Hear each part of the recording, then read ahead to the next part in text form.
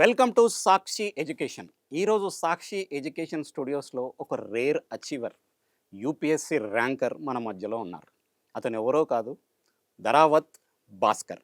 అతని మండలంలో కాదు, అతని తాండాలో కూడా first DSP rank cadre assistant commandant యూపీఎస్సిలో సెంట్రల్ ఆర్మ్డ్ పోలీస్ ఫోర్స్ అందులో సెలెక్ట్ అవ్వడం కూడా అతని మండలంలో ఫస్ట్, అతన్ని ఈవెన్ తాండాలలో కూడా ఫస్ట్. అంతేకాదు, అట్లా ఫస్ట్ చెప్పుకుంటా పోతే చాలా ఉన్నది అతని మొత్తం ఫస్ట్ లిస్ట్ చూసుకుంటే.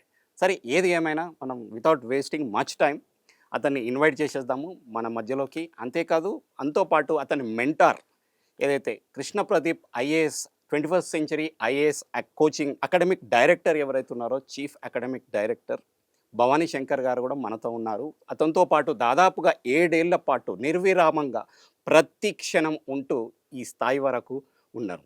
అంటే ఒక మారుమూల తాండా నుంచి ఒక వ్యక్తి రావడం అంటే ఏమి చేయలేమనే ఆలోచనలో చాలామంది ఉంటారు. కానీ ఫ్యామిలీ సపోర్ట్ కొద్దిపాటు, అంతేకాకుండా కొంతమంది సమాజ పెద్దలు, అంతేకాకుండా ఇంపార్టెంట్ మెంటార్స్ ఉంటే ఏదైనా సాధించవచ్చని నిరూపించారు ధరావత్ భాస్కర్.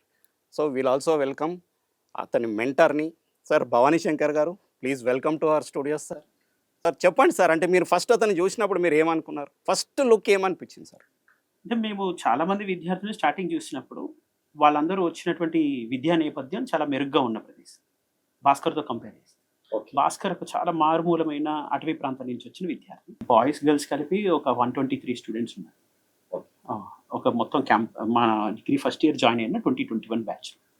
అందులో ఒక 20-30 స్టూడెంట్స్ ఫైనల్ ఇయర్ వరకు కూడా అసలు కంటిన్యూ అవ్వలేకపోయారు ప్రిపరేషన్. వాళ్ళందరి విద్యా నేపథ్యం చాలా మెరుగ్గా ఉండే వచ్చేది. తల్లిదండ్రులు ఫీకి కానీ లేకపోతే ఇంకా ఏదైనా ఇతర సౌకర్యాలు సమకూర్చుంటే కానీ వెనకడిగేసే పరిస్థితి లేదు. భాస్కర్ పరిస్థితి ఏంటంటే, తను 6th to 12th వరకు ఒక social welfare residential minority social welfare చదువుకున్న విద్యార్థి. ఏకైక ఆన్సర్ రిఫర్ చేయడం వల్ల ఆ స్టూడెంట్కి మనము ఎలా అయినా సపోర్ట్ చేయాలి. ఏ రకమైనటువంటి ఆ ఫీ అకామిడేషన్ ఛార్జెస్ చేసుకోకుండా అతనికి తను మౌంటైనీరింగ్ కూడా ఎక్స్పర్ట్ కాబట్టి అండ్ క్రెడెన్షియల్స్ ఉన్నాయి, మంచి మార్క్స్ తెచ్చుకున్నాడు ఇంటర్మీడియట్లో. ఇలాంటి విద్యార్థులకు మీరు సపోర్ట్ చేయాలని మా ఫౌండర్ కేపీ సార్కి మెసేజ్ పెట్టారు. కేపీ సార్ మాకు ఇన్ఫర్మేషన్ ఇవ్వడంతో then we have taken him as student and he was admitted in 2020. Dharavath Bhaskar, actually మీ యొక్క తాండా పొమ్యా నాయక్ తాండా ఇది చాలా రిమోట్ తాండా. మేము గూగుల్ చేసి చూసినప్పుడు చాలా రిమోట్, కలిహేర్ మండలం, సంగారెడ్డి జిల్లా, నారాయణఖేడ్ అసెంబ్లీ నియోజకవర్గం. మేము కూడా పర్సనల్గా కొన్ని ప్రోగ్రామ్స్ చేసాము అక్కడ సాక్షి తరఫున. అదొక డెజర్ట్ ఏరియాలా ఉంటుంది, ఒక రాజస్థాన్ ఎడారిని తలపిస్తుంది. అంత మారుమూల ప్రాంతం నుంచి నేను అనుకుంటా నువ్వు చదివిన స్కూల్ కూడా మీ తాండాలో ఉండకపోయి ఉండొచ్చు. నువ్వు నీ జర్నీ, నీ ఫస్ట్ స్కూలింగ్ ఎంత దూరం నడిచావు, తర్వాత కాలేజ్ ఎంత దూరం ఉండే, నీ జర్నీ అక్కడి నుంచి మొదలైంది కదా, కొంచెం దాని గురించి చెప్పు. అంటే ఫస్ట్ స్కూలింగ్ నా స్టార్ట్ అయింది శ్రీ సాయి విద్యాలయం స్కూల్ సార్. అది ఎక్కడంటే మా మండల్లో ఉంటుంది. అది మా తండా నుంచి 3 kilometers దూరం అనమాట. బై వాక్ వెళ్ళేవాళ్ళం సార్. నేను, మాతో పాటు మా అక్క వాళ్ళందరూ, అంటే తండా నుంచి ఒక 5-6 మంది వెళ్ళేవాళ్ళం డైలీ. ఈవెన్ వర్షం పడుతున్నప్పుడు కూడా ఇలా నడుచుకుంటూ ఆడుకుంటూ వెళ్ళేవాళ్ళం. ఆ 3 kilometers daily up and down, daily 3 kilometers వెళ్ళాలి, 3 kilometers రావాలి. అది మాకు డైలీ మార్నింగ్ 9 o'clockకి అక్కడ ట్రిప్, అంటే స్కూల్లో ఉండాలంటే 8 కల్లా స్టార్ట్ అవ్వాలి. అడవి నుంచి నడుచుకుంటే వెళ్ళేటోళ్ళం, మళ్ళీ నడుచుకుంటూ వచ్చేటోళ్ళం. ఇప్పుడు మేము స్కూల్ వెళ్ళినప్పుడు అప్పుడు ఇంకా రోడ్ లేదు, ఇప్పుడు రీసెంట్గా రోడ్ వచ్చింది. అప్పుడు రోడ్ లేదు, పొలాల నుంచి వెళ్ళే వాళ్ళం. ఆ వర్షాకాలంలో అంతే, ఇక బుక్స్ తడిచిపోతే అక్కడికి వెళ్ళిన తర్వాత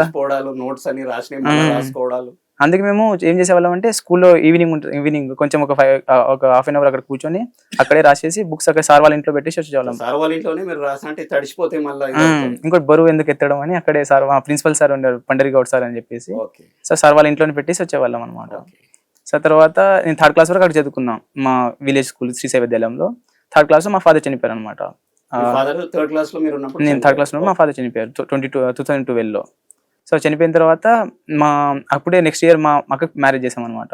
సో మ్యారేజ్ చేసినప్పుడు మా బావ హోమ్ గార్డ్, అతను ఏం చేశారంటే నేను చదివిస్తానని చెప్పేసి అక్కడ నుంచి, అప్పుడు తెలుగు మీడియం, అక్కడ నుంచి మా బావ ఇక 5th class కోసం అని చెప్పేసి హైదరాబాద్ తీసుకొచ్చారు. హైదరాబాద్లో Christ the king high school అని రామంతపూర్లో డాన్ బాస్కో హై స్కూల్ ఉంటుంది కదా, అంటే వాళ్ళతో జాయిన్ చేశారు. అక్కడ ఇంగ్లీష్ మీడియం ఇంట్రొడ్యూస్ అయ్యా ఫస్ట్ టైం. అక్కడ చాలా కష్టపడడం అదంతా, అంటే తెలుగులో రాసుకునేవాడిని, ఇంగ్లీష్ వర్డ్స్ తెలుగులో రాసుకొని బట్టి కొట్టి ఇలా ఏదో చేసేవాడిని లాస్ట్కి. సో అక్కడ కొంచెం స్టార్ట్ అయింది ఇంగ్లీష్ మీడియం ఇంట్రడక్షన్ అవ్వడం. దెన్ ఆఫ్టర్ 1 year బాగా చూసుకున్నాడు. దెన్ ఆఫ్టర్ మళ్ళీ ఎంట్రన్స్ ఎగ్జామ్ రాసా. ఇలా మన గవర్నమెంట్ స్కూల్ హాస్టల్స్ ఉంటాయి కదా, గురుకుల ఎంట్రన్స్ రాసా. ఫస్ట్ ఇయర్ అవ్వలేదు, నేను 5th class ఉన్నప్పుడు అవ్వలేదు, క్లియర్ అవ్వలేదు. అప్పుడు మళ్ళీ మా మామయ్య చదివించుకున్నారు, రవీందర్ రాథోడ్ అని చెప్పేసి మా మామయ్య. సో రవీందర్ రాథోడ్ మా మామయ్య ఏం చేశారంటే నెక్స్ట్ 6th class చదివించుకున్నాడు. 6th class చదివించుకొని నెక్స్ట్ ఇయర్ మళ్ళీ ఎంట్రన్స్ రాపించాడు. ఎంట్రన్స్ రాపించినప్పుడు నాకు తెలంగాణ మైనారిటీ రెసిడెన్షియల్ స్కూల్ కందిలో వచ్చింది. కందిలో కంది సంగారెడ్డి పక్కన ఉంటుంది కదా, అక్కడ వచ్చింది. సో నేను 7th నుండి 10th వరకు అక్కడే. ఇక్కడ ఏంటంటే ఆ స్కూల్లో ఉన్నప్పుడు నేను ఎన్సీసీ చేసా. ఎన్సీసీ చేయడం వల్ల నాకు ఇలా డిఫెన్స్ సైడ్ అండ్ అక్కడ నేను ఉర్దూ నేర్చుకున్నా. నా ఫస్ట్ లాంగ్వేజ్, నేను 10th లో నా first language Urdu. So risk taking అని, సో ఉర్దూ తీసుకున్నా. ఫస్ట్ లాంగ్వేజ్ ఉర్దూ, తెలుగు కాకుండా ఉర్దూ తీసుకున్నా. అప్పుడు మాకు ఉర్దూ సల్మా మేడం అని ఉండేవాళ్ళు, Salma madam and Abdullah sir. వాళ్ళు నాకు సల్మా మేడం డైలీ అది దాంట్లో అలిఫ్ బే అని ఉంటాయి, అలిఫ్ బే 7th class నేర్చుకుని 10th class లో 9 GPA 9 తీసుకోవచ్చు. నేను ఆఫ్టర్ మళ్ళీ ఇంటర్మీడియట్ తెలంగాణ అది సేమ్ TMR చేసి సంగారెడ్డి, అదే సేమ్ దాని బ్రాంచ్ మా మైనారిటీ వెల్ఫేర్ సొసైటీ. సో అక్కడ చదువుకున్నా. అక్కడ ఎంపీసీ, మళ్ళీ ఎంపీసీలో మేము ఫస్ట్ ఇయర్ రాసాం. సెకండ్ ఇయర్ మాకు కోవిడ్ బ్యాచ్ అయింది. సో ఫస్ట్ ఇయర్లో నాకు 470 456 వచ్చాయి. అప్పుడు మా టైంలో అది స్టేట్ 11th ర్యాంక్లో వచ్చింది ఎంపీసీలో.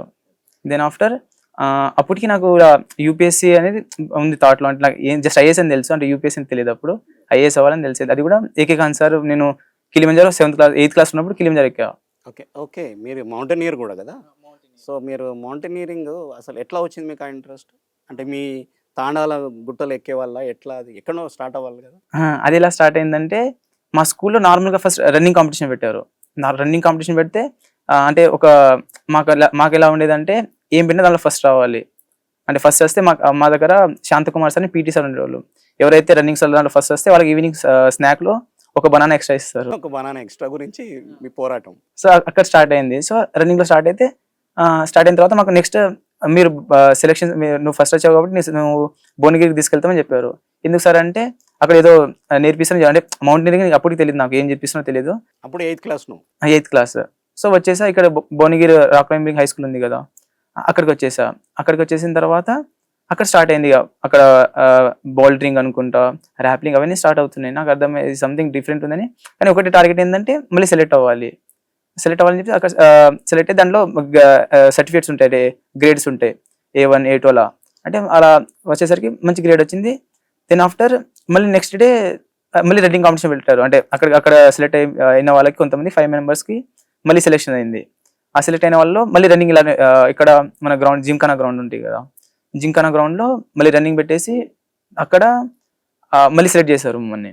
మళ్ళీ సెలెక్ట్ చేసి కొంతమందికి ఫిట్నెస్ ట్రైనింగ్ తీసుకెళ్లారు. ఆ ఫిట్నెస్ ట్రైనింగ్ తెలిసింది ఏంటంటే మమ్మల్ని అవుట్ ఆఫ్ కంట్రీ పంపిస్తారు, అక్కడ మౌంటైనింగ్ చేయాలని చెప్పేస్తే. అప్పుడు ఇక అప్పటి వరకు తెలియదు నీకు కిలిమంజారో ఎక్కబోతున్నావు అని? నీకు అప్పటి వరకు తెలియదు? రన్నింగ్ ఎవరు పరిగెత్తడం చేసాలా, అప్పుడు స్టార్ట్ అయింది. అప్పుడు సోమేశ్వర్ రావు అని చెప్పేసి మాకు మొత్తం ఇలా ఫిజికల్ ట్రైనింగ్ అతను మెంటర్, అతను అప్పుడు చెప్పాడు ఇలా మౌంటైనింగ్ ఇలా చేయాలి, ఇదంతా ఇంట్రడ్యూస్ చేశారనమాట. అప్పుడు ఇక మొత్తం తెలిసింది. ఇక అప్పుడు షఫీల్లా సార్ IFS, షఫీల్లా సార్ ఏం చేశారంటే మా పాస్పోర్ట్ తయారవడం, అంటే ఫస్ట్ టైం ఫ్లైట్ ఎక్కడం అప్పుడే జరిగింది 8th class లో. అప్పుడు RS ప్రవీణ్ సార్ మీకు ఇంటరాక్షన్లోకి వచ్చేవారా? RS ప్రవీణ్ సార్ నేను కిలిమంజారో ఎక్కి వచ్చేసిన తర్వాత గచ్చిబౌలిలో ఇంటర్ సొసైటీ లీగ్ జరుగుతుంది కదా, సో ఇంటర్ సొసైటీ లీగ్లో అప్పుడు నాకు షాల్వా కప్పారు. అప్పుడు కిలిమంజారో ఆ ట్రైనింగ్ ఎన్ని రోజులు నడిచింది? టఫ్ ట్రైనింగ్ అంటారు కదా మౌంటైనరింగ్ ట్రైనింగ్. ఫస్ట్ భువనగిరిలో 5 days బేసిక్ క్యాంప్ నడుస్తుంది, రాక్ క్లైంబింగ్ ఇంట్రడక్షన్ లాగా. దెన్ ఆఫ్టర్ మాకు ఇక్కడ హైదరాబాద్లో ఆసిఫ్ నగర్ దగ్గర ఫిట్నెస్ క్యాంప్ నడిచింది 1 month. ఆ ఫిట్నెస్ క్యాంప్లో ఎవ్రీథింగ్, అంటే వెయిట్ లిఫ్టింగ్స్ అవన్నీ నేర్పిస్తారు, ఈవెన్ ప్రతి టెక్నిక్స్ నేర్పిస్తారు. భువనగిరిలో అంటే అంటే ఇలా ప్రతి టెక్నిక్ నేర్పిస్తారు అనమాట. ఒకటే మనం ఎలా ప్రతి హోల్డ్ని ఎలా వాడుకోవాలని చెప్పేసి, ఈవెన్ చిన్న గ్రిప్ని కూడా అంటే పించ్, బకెట్ హోల్డ్ అని చెప్పేసి దాంట్లో హోల్డ్స్ ఉంటాయి. ఈవెన్ రోప్స్ని ఎలా వాడుకోవాలి అవన్నీ నేర్పిస్తారు, టెక్నిక్స్ అవన్నీ నేర్పిస్తారు. ఇప్పుడు అదే మౌంటైనరింగ్ స్కూల్ నుంచి పూర్ణ వాళ్ళు కూడా ఉన్నారు కదా, వాళ్ళని కలవడం జరిగిందా మీరు? మీ సీనియరా జూనియరా? మా సీనియర్, మాలత్ పూర్ణాక మా సీనియర్. అంటే అక్క ఎక్కిన ఒక 2 years తర్వాత నేను ఎక్కాను. సో నీకు అక్కడ పోయేంత వరకు తెలియదు నువ్వు ఏం చేయబోతున్నావో ఏంది. అయినా కూడా దానిలో రానిచ్చేసావు, కిలిమంజారో ఎక్కేసావు, రావడం జరిగిపోయింది. అంటే బిఫోర్ అకాడమిక్ ఎక్సలెన్స్ నువ్వు ఫిజికల్ ఎక్సలెన్స్లో చాలా స్థాయికి వెళ్ళిపోయినావు. ఓకే. సో మీరు ఇంటర్మీడియట్లో ఎంపీసీ తీసుకోరు కదా, అసలు ఎవరిని అడిగినా జేఈ లేకపోతే నీట్, ఎంపీసీ కాబట్టి ఓన్లీ జేఈ లేకపోతే ఏదన్నా ఒక టాప్ కాలేజ్, అటువైపు ట్రై చేసేవా, చేయొద్దు అనుకున్నావా? ట్రై చేస్తే నాకు రాలేదు. ఓకే. రాలేకపోతే దెన్ ఆఫ్టర్ ప్లాన్ బి, అది రాకపోతే నెక్స్ట్ ఏంది ఈ ఐపీ గట్టి చదువుకుందామని ఐపీలో 456 స్కోర్ వచ్చింది. అది కూడా ఇయర్ మొత్తం అంటే ఉన్న first year inter first year మొత్తం దాంట్లో హాఫ్ ఇయర్ మొత్తం క్యాంప్లోనే ఉన్న స్పోర్ట్స్ క్యాంప్. మాకు నిజామాబాద్లో స్పోర్ట్స్ క్యాంప్ జరిగింది రన్నింగ్ కోసం. సో అప్పుడు 800 మీటర్స్ ఈవెంట్స్ కోసం అక్కడ స్పోర్ట్స్ క్యాంప్కి వెళ్ళా. స్పోర్ట్స్ క్యాంప్ అయిపోయిన తర్వాత ఈ ఇంటర్ ఎగ్జామ్స్కి ఒక 2-3 మంత్స్ ముందు వచ్చి అక్కడ చదువుకొని 456 అది రాకపోతే. అంత ఇదిలో కూడా నువ్వు బ్యాలెన్స్ చేసుకొని ఎక్సెల్ చేసావు. అప్పుడు ఏకే ఖాన్ సార్ దృష్టి ఆకర్షించిందా నీ మీద? ఎప్పుడు అతను ఫస్ట్ నేను నోటీస్ చేశాను? కిలిమంజారో ఎక్కడానికి వెళ్తున్నప్పుడు, అదే వెళ్ళేటప్పుడు సెండ్ ఆఫ్ ఇవ్వడానికి వచ్చారు. మళ్ళీ వచ్చినప్పుడు మమ్మల్ని రిసీవ్ చేసుకోవడానికి ఏకే ఖాన్ సార్, మళ్ళీ షఫీలా సార్, మళ్ళీ మా హెడ్ క్వార్టర్స్ నుంచి చాలా మంది స్టాఫ్ వాళ్ళు ప్లస్ స్టూడెంట్స్ వచ్చారు చాలా మంది మమ్మల్ని వెల్కమ్ చేయడానికి. రాజీవ్ గాంధీ ఎయిర్పోర్ట్లో మమ్మల్ని రిసీవ్ చేసుకోవడానికి ఆల్మోస్ట్ ఒక 500 మెంబర్స్ స్టూడెంట్స్ డిపార్చర్ మొత్తం నిండి ఉన్నారు. అంటే మేమే అనుకోలేదు అసలు ఏం చేసి వచ్చాం మాకు అర్థం కాకుండా అయింది కూడా. మా పేరెంట్స్ ఒక 550 మీటర్స్ దూరంలో ఉన్నారు.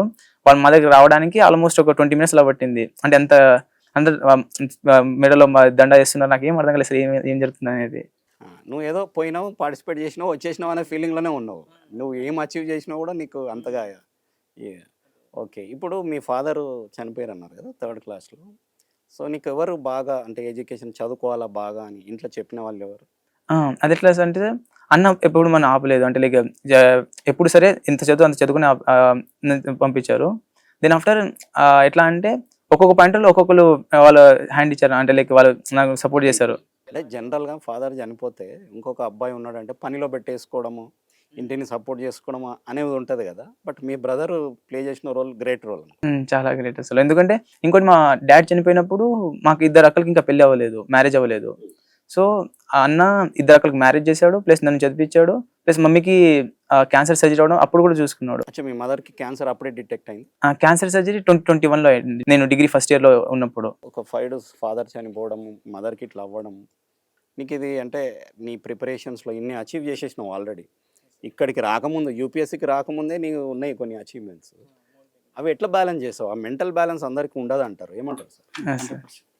ఎట్లా అది నువ్వు హ్యాండిల్ చేసావు? అండ్ నాకు అవి ఏమైపోయినాయి, ఇవన్నీ సాల్వ్ చేయాలంటే డెఫినెట్లీ ఏదో చేసిన సాల్వ్ అంటే అల్టిమేట్ గోల్ యూపీఎస్సీ, కానీ మధ్యలో ఏది వదలొద్దు అని ఫిక్స్ అయ్యారు సార్.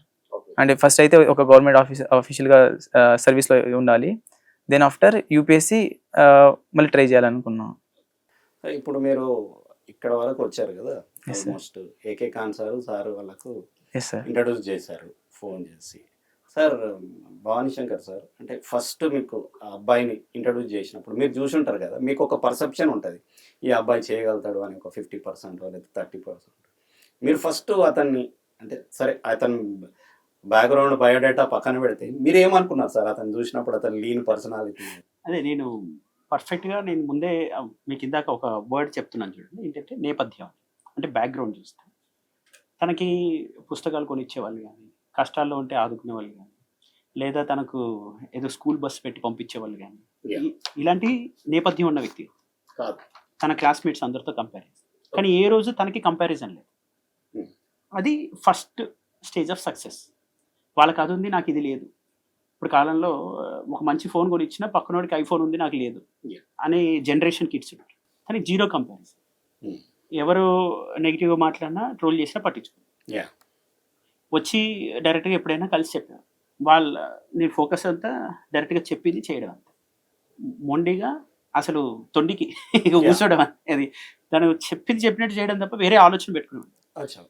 అండ్ మీరు ఊహించండి, డిగ్రీ 3rd అంత అంటే తన నేపథ్యాన్ని మిగతా వాళ్ళకి కంపేర్ చేస్తే యాటిట్యూడ్ పరంగా రిచ్నెస్ ఉంది, అంటే వైఖరి పరంగా అంటే నాకు ఇది లేదు కన్నా నాకు దొరికిన అవకాశాన్ని నేను వినియోగించుకోవాలి అనే పాయింట్ ఎప్పుడైతే ఉంటుందో ఫస్ట్ స్టేజ్ ఆఫ్ సక్సెస్. కాబట్టి సేమ్ అదే మైండ్ తోటి మనం 2 years డిగ్రీలో ఉన్నప్పుడు తను రిపోర్టింగ్కి కొంచెం ఎర్లీగా ఉండేవాడు.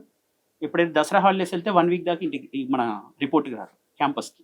కానీ ఈ స్టూడెంట్ ఎలాగా తొందరగా వస్తారు. టెస్ట్ ఉందంటే ఒక్క టెస్ట్ మిస్ చేయడు. నాకు డిగ్రీ 3rd yearలో పాంచజన్య ప్రోగ్రామ్ పెట్టాడు, అండ్ 120 టెస్ట్ పెడితే 120 టెస్ట్ రాస్తాడు, ఒక్క టెస్ట్ మిస్ చేయాలి, డైలీ టెస్ట్ ఉంది. సో అంత డెడికేషన్ కమిట్మెంట్ ఉన్నప్పుడు నేను ఇందాక చెప్పినట్టుగా ఆ విద్యా నేపథ్యం కానీ తనకున్న ఆర్థిక పరిస్థితులు కానీ అసలు అవన్నీ చాలా చిన్న విషయం. ఇప్పుడు కావాల్సిన విద్యార్థి లక్షణం ఏంటంటే ఇప్పుడు నేను కోరుకుంటుంది కూడా రాబోతున్న జనరేషన్ వాళ్ళకి యాక్సెప్టెన్స్ అనేది రావాలి. ఇంకోటి ఒకళ్ళు సక్సెస్ అయ్యారంటే నేను స్ఫూర్తి పొందాలి తప్ప మనం ఈగోకి లోనవద్దు. ఇప్పుడు కాలంలో ఎవరైనా సక్సెస్ అయ్యి ర్యాంక్ కొడితే యాక్సెప్ట్ చేసే తత్వం తగ్గుతుంది. గతంలో మన జనరేషన్లో ఎవరైనా ర్యాంక్ కొట్టారంటే ఒక తెలుగు మీడియం విద్యార్థి మారుమూల గ్రామం నుంచి వచ్చారంటే వాళ్ళని మనం చాలా స్ఫూర్తి పొందాం. ఇప్పుడు జనరేషన్ ఆ స్ఫూర్తి మళ్ళీ తిరిగి పొందితే వాళ్ళకి దొరుకుతున్న ఈ అవకాశాలు మంచి ఏసీ క్లాస్ రూమ్ ఉంది, డిజిటల్ రూమ్ ఉంది, అన్ని సౌకర్యాలు పొద్దున్న మధ్యాహ్నం ఈవినింగ్ రాత్రి ఫుడ్ టైంకి అందుతుంది.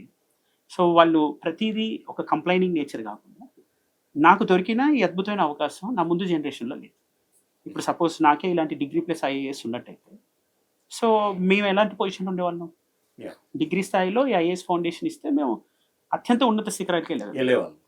ఇంకా సో ఇలాంటి ఆపర్చునిటీ వచ్చినప్పుడు దాన్ని ఎలా యూటిలైజ్ చేసుకోవాలనే సంకల్పం తప్ప వేరే ఆలోచన లేకుండా ఉండే మనస్తత్వం ఉన్నవాళ్ళు ఖచ్చితంగా సక్సెస్ అవుతారు. That is what. అంటే మనం భాస్కర్కు ఉన్న క్రెడిబిలిటీ, స్కూలింగ్, కాలేజ్ ఇవి నేను ఎక్కువ చూడలేదు, ఎందుకంటే అవి అవసరం లేదు. ఒక యావరేజ్ స్టూడెంట్ కూడా ఇప్పుడు తను జేఈ వాటికి వెళ్ళినా నాకు రాదని తనకు ఒక క్లారిటీ ఉంది చూడండి. దాని అర్థం తను దానికి సాధ్యం కాదని కాదు, తను ఎటు యూపీఎస్సీ క్లియర్ చేస్తుంది అంటే తనకు ఒక క్లారిటీ ఉంది. చూసారా, ఆ క్లారిటీ ఇంపార్టెంట్. లైఫ్లో నేను ఏం చేయగలను, ఏం చేయలేదు, అంతే తప్ప నేను వేరే వాళ్ళకన్నా ఎక్కువ తక్కువ అనే ప్రాబ్లం లేదు. జేఈ క్లియర్ చేయలేకపోతే ఈ కాలంలో ఇప్పుడు ఎలా ఉంది, ఇంటర్మీడియట్ మార్క్స్ తక్కువ వస్తేనే సూసైడ్ చేసుకుంటారు. సో అటువంటి పర్సెప్షన్ లేదు తనకి. సో మనకి కనిపించిన యాటిట్యూడ్ ఫస్ట్ ఇంపార్టెంట్. నేను ఫస్ట్ స్టూడెంట్లో చూసేది వాళ్ళ మనస్తత్వం ఏంటి, వ్యక్తిత్వం ఏంటి, వాళ్ళ క్యారెక్టర్ బిల్డింగ్ ఎలా ఉండబోతుందని మేము అబ్జర్వ్ చేస్తాం. సో అరగెంట్గా ఉండే వాళ్ళు ఉంటారు, కంపారిటివ్గా రిలేటివ్ డిప్రవేషన్లో ఉండే వాళ్ళు ఉంటారు, ఒబీడియంట్గా, లాయల్గా, నేను సాధించాలి అని పట్టుదలతో, గ్రాటిట్యూడ్తో ఉంటారు. Unfortunately the gratitude aspect has been also reduced. అంటే మనకి ఇప్పుడు తన స్కూల్ డేస్లో ఉన్న ప్రతి టీచర్ పేరు చెప్పాడు చూడండి. ఈ రోజుల్లో ర్యాంక్ వచ్చిన వ్యక్తి నేను సెల్ఫ్ ప్రిపరేషన్ చేశాను, నాకు ఎవరు సపోర్ట్ చేయలేదు, ఒక్క టీచర్ పేరు చెప్పాలి. వాళ్ళకి రాయడం నేర్పించేది ఎవరు, చదవడం నేర్పించేది ఎవరు? తనకి మౌంటైనీరింగ్కి వెళ్ళిన ఒక ఆర్ఎస్ ప్రవీణ్ కుమార్ సార్ సన్మానం కూడా గుర్తుంది, తనకి ఎంకరేజ్ చేశారు. ఏకీకాన్ సార్ రిఫర్ చేశారని మళ్ళీ తనకి ర్యాంక్ వచ్చాక కృతజ్ఞతకి వెళ్ళి కలిసి వచ్చాడు. ఆ ర్యాంక్ వచ్చాక తనకి ఒక మీడియా ఛానల్ వాళ్ళు మా కాలేజ్ గురించి చెప్పారని చెప్పి, సార్ అల్టిమేట్లీ మన కాలేజ్ మీడియాలో కనిపించింది చూడండి అని గర్వంగా నాకు పంపించారు. అంటే తన లక్షణం ఏంటి ఇక్కడ తెలుస్తుంది. సో మనకి ఏదైతే ఇచ్చారో దాని పట్ల నేను ఎప్పుడు కృతజ్ఞతతో ఉండాలి అనే లక్షణం ఎప్పుడైతే ఉందో తను హైయెస్ట్ పొజిషన్కి వెళ్ళొచ్చు. మేము ఎప్పుడు ఇన్స్పైరింగ్ పర్సన్గా చెప్పేది అజిత్ దోవెల్ అంటారు, ఆ స్థాయికి కూడా వెళ్ళిపోవచ్చు. వాళ్ళు ఇదే కమిట్మెంట్, డెడికేషన్, డిటర్మినేషన్ అండ్ వాళ్ళకున్న డెసిషన్ మేకింగ్ స్కిల్స్ని ఇంప్రూవ్ చేస్తారు. వాళ్ళు రైట్ ఏది, రాంగ్ ఏది త్వరగా జడ్జ్ చేసుకుంటారు. ఏదైనా చిన్న తప్పులు జరిగినా మళ్ళీ దాని నుంచి ఎలా ఓవర్కమ్ అవ్వచ్చు. తనలో ఆ లీడర్షిప్ క్వాలిటీస్ వస్తాయి. ఫస్ట్ లీడర్షిప్ క్వాలిటీస్కి ప్రైమరీ క్వాలిటీ ఏంటంటే, పర్సనాలిటీ ట్రైట్ ఏంటంటే హ్యూమిలిటీ, అంటే వినయము, విధేయత, కృతజ్ఞత. సో అలా హ్యూమిలిటీ ఉన్న వాళ్ళు వేరే వాళ్ళని హ్యూమిలియేట్ చేయరు. This is character. సో ఈ క్యారెక్టర్ ఉన్న వ్యక్తి ఫ్యూచర్లో కూడా ఇంకా తనకి ఇప్పుడు ఆగిపోవాలని లేదు. 1 year ట్రైనింగ్లో మళ్ళీ యూపీఎస్సీ, ఐఏఎస్ కూడా కొట్టేద్దాం. 7 yearsలో ఐపీఎస్ క్యాడర్ వస్తుందని తెలిసినా సరే. తర్వాత ఇప్పుడు నీకు ఒక టర్నింగ్ పాయింట్ అనేది ఈ దగ్గర జరిగింది అని ఎక్కడైనా అనిపించిందా? నీ యొక్క యూపీఎస్సీ నీకు ఉన్నది ఒక ఆలోచన, బట్ ఇది సాధ్యము అని ఎప్పుడు అనిపించింది? ఇది ఎలా అంటే sir, degree first year second year మాకు ఫౌండేషన్ క్లాసెస్ అన్నీ అయిపోయాయి. ఆ ఫౌండేషన్ క్లాసెస్ అయిపోయి అని ఒక భయం ఉండింది లోపల. అంటే లైక్ అవుతుందా లేదా, అవుతుందా అసలు మాకు ఏమొస్తుంది అంటే క్వశ్చన్స్ తీసి చూసేవాళ్ళం అనమాట. మా బ్యాచ్మెంట్స్ అందరం క్వశ్చన్స్ తీసి చూస్తే మాకు వచ్చేవి కావు. అంటే మాకు ఆ లెవెల్ అంత లేదు మాకు అనిపించేది. అని మేమే అనుకునేటోళ్ళం, కష్టమేమో ఎంత అవ్వదు మనం అని చెప్పేసి. అప్పుడు నేను కానిస్టేబుల్ ఎగ్జామ్ రాసా. నేను అప్పుడు అనుకున్నా, డిగ్రీ ఫైనల్ ఇయర్లో వచ్చినప్పుడు నేను అనుకున్నా, ఇలా కానిస్టేబుల్ క్లియర్ అయింది, కానిస్టేబుల్ అయిపోతుంది, చాలు ఫస్ట్ ఆఫీసర్ అయితే అవుతున్నా అలా అనుకున్నా. క్విట్ అయితే అనుకున్నా. అప్పుడే పంచైనా స్టార్ట్ అయింది. బాగుంది సార్. అప్పుడు పాంచైనా ఫైనల్ ఇయర్లో ఎక్సలెంట్ ఇనిషియేటివ్ అది. అంటే పాంచైనా అనేది ఒక మా ప్రోగ్రామ్ పేరు అనమాట, మా క్యాంపస్లో ప్రోగ్రామ్ పేరు. దానికి డెడికేటెడ్ ఒక మెంటర్ అరుణ్ సార్ అని చెప్పేసి డెడికేటెడ్ మెంటర్ పెట్టారు. మా దగ్గర ఏంటంటే మెంటర్స్ హైలైట్ ఉంటారు. అంటే మెంటర్స్ కి సపరేట్ టెస్ట్ చేసి వాళ్ళని తీసుకొస్తారు. మా దగ్గర వచ్చిన మెంటర్ IIT అతని టెస్ట్ మాకు తీసుకొచ్చాడు. ఎలా అంటే డెడికేటెడ్ ఒక మెంటర్, మా 40 అంటే బాయ్స్ ఓన్లీ 40 మెంబర్స్ 45 మెంబర్స్, ఒక సపరేట్ మెంటర్. అతను ఏం చేస్తాడంటే డైలీ ఎగ్జామ్ పెడతాడు. డైలీ ఎగ్జామ్ రేపు ఏం ఎగ్జామ్ పెడతారో ఈరోజు టాపిక్స్ చెప్తారు. అది మాకు షెడ్యూల్ ఉంటుంది. పంచైన 1.0 అని షెడ్యూల్. ఆ షెడ్యూల్ మాకు డైలీ మా గ్రూప్ అంటే సపరేట్ ఒక వాట్సాప్ గ్రూప్ చేసి దాంట్లో ఆ మెంటర్ ఉంటారు అరుణ్ సార్ అని చెప్పేసి, అరుణ్ సార్ ఏం చేస్తారంటే అంటే మా ఫస్ట్ మెంటర్ అతను. అక్కడ స్టార్ట్ అయింది ఇక, అంటే డైలీ ఎగ్జామ్స్ పెట్టి చిన్న చిన్న ప్రతి క్వశ్చన్ డిస్కస్ చేయాలి. అరుణ్ సార్కి డైరెక్షన్ పై నుంచి ప్రతి క్వశ్చన్ డిస్కస్ చేయాలని చెప్పేసి డైలీ 2 మెయిన్స్ ఆన్సర్ రాయాలి. సో అప్పుడు ఎలా అయిందంటే ఫస్ట్ ఒక 10-20 డేస్ అంటే 10-20 ఎగ్జామ్స్ మాకు డైలీ, అది డైలీ ఎగ్జామ్ రాయాలి. ఈవెన్ సండే ఒకరోజు గేమ్స్ ఆడాలి. మా గేమ్స్ ఏంటంటే ఫ్యాకల్టీతో గేమ్స్ ఆడతాం అనమాట. అంటే క్రికెట్ ఆడతాం. క్రికెట్ ఆడడానికి ఫ్యాకల్టీ ఒక టీం, స్టూడెంట్స్ ఒక టీం. మిసాల్ గెలిచారు అది చెప్పండి. అంటే finally students are the winners. అచ్చా, ఫైనల్ స్టూడెంట్స్ విన్నర్స్. ఇయర్ మొత్తం మాకు మ్యాచెస్ జరిగేవి. ఇయర్ మొత్తంలో ఫైనల్ మ్యాచ్ గెలిచారు. నేను ప్రతి మ్యాచ్ నేను స్కోరర్. నేను అటు ప్లేయర్ గారు ఇటు ప్లేయర్ గారు, నేను స్కోరర్. అని ఏంటంటే మ్యాచ్ ఫస్ట్ నుంచి లాస్ట్ వరకు ఎంజాయ్ చేస్తా. ప్రతి ఒక్కరు బ్యాటింగ్ ఎంజాయ్ చేస్తా, సార్ బ్యాటింగ్ ఎంజాయ్ చేస్తా, మా అరుణ్ సార్ బ్యాటింగ్ ఎంజాయ్ చేస్తా. అంటే ప్రతి ఒక్క స్టూడెంట్ పేరు అంటే స్కోర్ ఏంటంటే రాయాలి కదా, అది చేసేవాడిని అనమాట. అంటే లాస్ట్ కి నేను జడ్జ్మెంట్ ఇచ్చినట్టు ఎవరు విన్నర్ నేను అలా చేసేవాడిని. టర్నింగ్ పాయింట్ అక్కడ మీ మెంటార్స్ మెయిన్ అని నాకు అర్థమవుతుంది. అక్కడ మీ కోచింగ్ అకాడమీలో అంటే నీవు ఒక వెనక్క అయిపోతున్న ఆ తరుణంలో మళ్ళీ నిన్ను లేవనెత్తింది మెంటార్షిప్. అవును సార్. ఎప్పటికప్పుడు వాళ్ళు మళ్ళీ నిన్ను అది ప్రోగ్రామ్ పంచజన్య ప్రోగ్రామ్. సో అక్కడ మీ టర్నింగ్ పాయింట్ అనుకుంటావా నీ యూపీఎస్సీ? అంటే క్విట్ అంటే భయం పోయింది అప్పుడు. తర్వాత ఈజీగా అనిపించింది. ఆన్సర్ రైటింగ్ డైలీ రాపించి, డైలీ టూ ఎగ్జామ్స్ రాపించి మళ్ళీ కరెక్షన్ అవ్వాలి. అంటే మా సార్ ఏం చేస్తారంటే మళ్ళీ వీక్లీ వన్స్ ఒక 10 మంది స్టూడెంట్ కి ఒక మెంటర్ మళ్ళీ అంటే మళ్ళీ సెగ్రిగేట్ చేశారు, మళ్ళీ చిన్న చిన్న బ్యాచెస్ గా. సాటర్డే పాంచజన్య మెంటర్షిప్ డే అని పెట్టి, అంటే ఇంతమంది ఎవాల్యుయేషన్ ఒకలే చేయలేరు కాబట్టి ఏం చేసేవాళ్ళు అంటే ఫ్యాకల్టీస్ అందరిని కూర్చోబెట్టి కరెక్షన్స్ గ్రాండ్ టెస్ట్ చేయించేసి వాళ్ళు దానివల్ల వీళ్ళు ఎక్కడ ఉన్నారనేది తెలిసిపోతుంటారు. అంటే కొంచెం అప్పుడప్పుడు వర్క్ డివిజన్ చేసి స్ట్రాటజిక్గా ప్లాన్ చేసుకొని కన్సిస్టెంట్గా కూర్చుంటే ఈజీగా ఫస్ట్ సైకిల్కే తనకు almost UPSC CAPF interview select అయిపోయాడు. ఫైనల్ రిజల్ట్ వచ్చాక 4 మార్క్స్ లోనే మిస్ అయ్యాడు ఫస్ట్ అటెంప్ట్. కానిస్టేబుల్ ఏమైందంటే నేను జాబ్ ఈవెంట్ చేయని చెప్పేసి ఇంటర్మీడియట్ బేస్డ్ కదా అది. ఇంటర్మీడియట్ కాబట్టి second year qualify and he could join. Okay, అప్పటికే మీరు అంటే యూపీఎస్సీ వస్తుందో రాదో అని దీంట్లో ఒక జాబ్ కొట్టేశారు. ఇట్లా ఎన్ని జాబులు కొట్టారు మీరు? అంటే ఇప్పటికి 13 సార్. 13 ప్లస్ ఇప్పుడు 2 కాబట్టి 14 సార్. నేను ఫస్ట్ క్లియర్ చేసిన exam Telangana constable prelims clear అయింది. ఈవెంట్స్కి వెళ్ళి నేను ఈవెంట్స్ చేయనని చెప్పేసా. ఎందుకంటే హైట్లో నువ్వు హైట్ లేవని తీశారు, కానీ నేను హైట్ ఉన్నా. ఆ రోజు అక్కడ ఉన్న ఇన్ఛార్జ్తో గొడవ చేసా, కానీ నేను హైట్ ఉంటా, నేను యూపీఎస్సీ ప్రిపేర్ అవుతానని చెప్పేసి అక్కడ ఫస్ట్ అంటే నాకు యూపీఎస్సీ ఆస్పిరెంట్ పవర్ చూపించాను. తర్వాత నేను డిగ్రీ ఫైనల్ వచ్చినప్పుడు ఏముంటుందంటే అప్లై చేయొచ్చని ఉంది. సో అప్పుడు తెలంగాణ గ్రూప్ 4 అప్లై చేసా. తెలంగాణ గ్రూప్ 1 క్యాన్సిల్ అవ్వడం నా ఒకటి బెనిఫిట్ అయింది. అది పోస్ట్పోన్ అవ్వకుండా నేను ఫైనల్ వచ్చేరకు వచ్చింది అది. సో తెలంగాణ గ్రూప్ 1 రాసా, ప్రిలిమ్స్ క్లియర్ అయింది. అది గ్రూప్ 1 ఎప్పుడు రాసా అంటే నేను ఫైనల్ ఇయర్ ఎగ్జామ్స్ రాస్తున్నా, మధ్యలో 1 డే గ్యాప్ వచ్చింది. ఆ 1 డే ఎగ్జామ్ రాసేసి అది కూడా సండే రావడం వల్ల నెక్స్ట్ డే మళ్ళీ నాకు సెమ్ ఉంది. సో 1 డే ఇంటికి వెళ్ళేసి ఎగ్జామ్ రాసేసి మళ్ళీ నెక్స్ట్ డే వచ్చి మళ్ళీ సెమిస్టర్కి వెళ్ళా.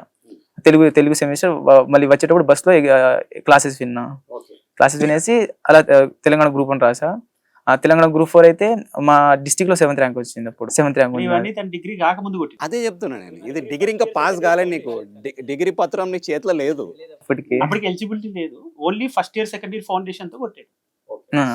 పంచన రివిజన్ అయిపోయింది. అంటే మా పంచన ఏమైందంటే ఉన్న సిలబస్ అంతా రివిజన్ అయిపోయింది. మా అంటే డైలీ 20 ఎగ్జామ్స్ రాయడం వల్ల అంటే ప్రతి చిన్న టాపిక్ మీద 20 క్వశ్చన్స్ చేయాలంటే ఆ క్వశ్చన్స్ అన్ని ఆస్పెక్ట్స్ కవర్ అయిపోతాయి. అంటే ఒక్కో సబ్జెక్ట్ కి ఆల్మోస్ట్ 20 ఎగ్జామ్స్ అవుతాయి. సో అలా అయిపోయింది ఆల్మోస్ట్. ఇంకోటి ఏంటంటే అప్పుడు కరెంట్ అఫైర్స్ ఇంక్లూడెడ్ మాకు. సో ఒక ఎగ్జామ్ మేము ఏం చేసామంటే అప్పుడు సార్ ఏం చేశారంటే మా సార్ ప్లస్ మెంటర్స్ ఏం చేశారంటే ఒక సెపరేట్ షెడ్యూల్ రిలీజ్ చేశారు. ఏం చేశారంటే దాంట్లో కొన్ని చాప్టర్స్ ఉంటాయి, అంటే కొన్ని సబ్జెక్ట్స్ ప్రతి ఎగ్జామ్కి ఉంటాయి, పాలిటీ, జాగ్రఫీ, హిస్టరీ, ఎకానమీ. ఇప్పుడు ఎగ్జామ్ అంటే అందరు అసలు ఇప్పుడు మా ఇంట్లో కూడా పిల్లలు ఉన్నారు, ఎగ్జామ్ అంటే అసలు దే మేక్ ఫేసెస్. సో నీకు అసలు ఎగ్జామ్ ఒక కేక్ వాక్ అయిపోయింది. అంటే ఎగ్జామ్ వెళ్తే ఫెయిల్ అయితే ఓకే డన్, అంటే మార్క్స్ షీట్ చూసుకోవాలి. ఫెయిల్ అయితే పాస్ అయితే ఇంకా మార్క్స్ షీట్కి వెళ్ళాలి. అంటే మళ్ళీ కీ వస్తుంది ప్రతి ఎగ్జామ్, కీ ఇంపార్టెంట్. అంటే కీ వచ్చిన తర్వాత ఎన్ని రైట్ అయినాయి, ఎన్ని రాంగ్ అయితే ఎన్ని రాంగ్ అయినాయి, ఎందుకు రాంగ్ అయినాయి. అంటే అది ఏమవుతుందంటే మనం చదివిన దాని నుంచి అంటే మన ఎగ్జామ్లో అంటే మన క్యాంపస్లో జరిగే ఎగ్జామ్స్ వేరు, బయట ఎగ్జామ్స్ ఉంటాయి కదా సార్. అంటే బయట ఎగ్జామ్స్లో మనం చదివిన దాని నుంచి క్వశ్చన్స్ వస్తుంటే అప్పుడు ఏమనిపిస్తుంది అంటే ఒక వేరే ఫీల్ వస్తుంది. అరే అంటే యూపీఎస్సీ కండక్ట్ చేసే ఎగ్జామ్లో మన మన క్యాంపస్లో చదివించిన ఎగ్జామ్స్ వస్తున్నాయి, క్వశ్చన్స్ వస్తున్నాయి అంటే అప్పుడు రిటర్న్ వెళ్ళి మళ్ళీ అదే క్వశ్చన్ చూపెట్టాను నేనైతే సార్కి, అరుణ్ సార్ అనే సార్కి క్వశ్చన్ చూపెట్టాను సార్, ఈ మన క్లాస్ క్వశ్చన్ ఇది. రెగ్యులర్ గా నువ్వు ఆ ఎవాల్యుయేషన్ కూడా చేస్తావు? అదే Telangana constable, Telangana group 1 mains రాసా, మెయిన్స్లో 420 మార్క్స్ వచ్చాయి. దెన్ ఆఫ్టర్ తెలంగాణ గ్రూప్ 4, ఈ 3 తెలంగాణకి సంబంధించి. ఇక వేరే స్టేట్ అంటే ఆంధ్రప్రదేశ్ ఫారెస్ట్ బీచ్ ఆఫీసర్ రాసా, అది క్లియర్ అయింది, అది అంటే ఓపెన్లో కదా. సో తెలంగాణ అది ఏపీలో, అది సెంట్రల్కి వచ్చేసరికి ఎస్ఎస్సి ఉంటుంది కదా. సో ఎస్ఎస్సి కండక్ట్ చేసే ఎగ్జామ్స్లో సీజీఎల్ రాసా లాస్ట్ టైం. సీజీఎల్ రాసినప్పుడు టైర్ 1 క్లియర్ అయింది, టైర్ 2 మార్క్స్ క్లియర్ అయింది, కాకపోతే నాకు టైపింగ్ రాకపోవడం వల్ల టైపింగ్ టెస్ట్ పోయింది. సో ఆర్ఎల్స్ జిఎస్టీ ఇన్స్పెక్టర్ అవ్వచ్చు, సీజీఎల్ క్లియర్ అయింది. దెన్ ఆఫ్టర్ సిపిఓ అని ఎగ్జామ్ ఉంటుంది, సిపిఓలో ఢిల్లీ పోలీస్ ఎస్ఐ, అది 2 times క్లియర్ అయింది. కానీ ఈవెంట్స్ తమిళనాడులో వేశారు. సో తమిళనాడులో వేసేసరికి అది చాలా దూరం అయ్యేసరికి వెళ్ళలేదు దానికి. ఎస్ఎస్సిలోనే హెడ్ కానిస్టేబుల్ ఎగ్జిక్యూటివ్ అని ఉంటుంది, అది క్లియర్ చేసా. ఇది ఎస్ఎస్సికి సంబంధించింది. తర్వాత యూపీఎస్సీకి వచ్చేసరికి యూపీఎస్సీ ఫస్ట్ ప్రిలిమ్స్ అటెంప్ట్ ఇచ్చా ఒకసారి, అది అవ్వలేదు ఎందుకంటే ఇంటర్వ్యూకి వచ్చా. తర్వాత సిఏపిఎఫ్, నేను డిగ్రీ ఫైనల్ ఇయర్ ఉన్నప్పుడు సిఏపిఎఫ్ అంటే పాస్డ్ అవుట్ అయ్యా. ఆగస్ట్లో పాస్డ్ అవుట్ అయితే ఆగస్ట్లో ఎగ్జామ్ ఉండేది. ఆగస్ట్ 8th 2024 నేను పాస్డ్ అవుట్, ఆగస్ట్ 23 అలా ఎగ్జామ్ ఉంది. సో అప్పుడు ఎగ్జామ్ వెళ్ళి రాసా, ఎగ్జామ్ క్లియర్ అయింది. దెన్ ఆఫ్టర్ ఈవెంట్ తర్వాత ఇంటర్వ్యూ కూడా వెళ్ళా. సో ఇంటర్వ్యూకి వెళ్ళినప్పుడు అప్పుడు ఆ ఇయర్ క్లియర్ అవ్వలేదు. నెక్స్ట్ ఇయర్ ఇప్పుడు వచ్చింది, నెక్స్ట్ 2025లో క్లియర్ అయింది. దెన్ సిడిఎస్ ఉంటుంది కదా, కంబైన్డ్ డిఫెన్స్ సర్వీసెస్లో 2025 అంటే ఇయర్లీ 2 times కదా సిడిఎస్. 2025 ఫస్ట్ రాసా, అది ఎగ్జామ్ క్లియర్ అయింది. దానికి ఎస్ఎస్బి బెంగళూరులో పడ్డది. సో బెంగళూరులో పట్టేసరికి అది కూడా జర్నీ సెట్ అవ్వక అది అటెండ్ అవ్వలేదు. సో ఇది యూపీఎస్సీలో 3, తెలంగాణలో 3, ఏపీలో 1, ఎస్ఎస్సీలో 3, 4.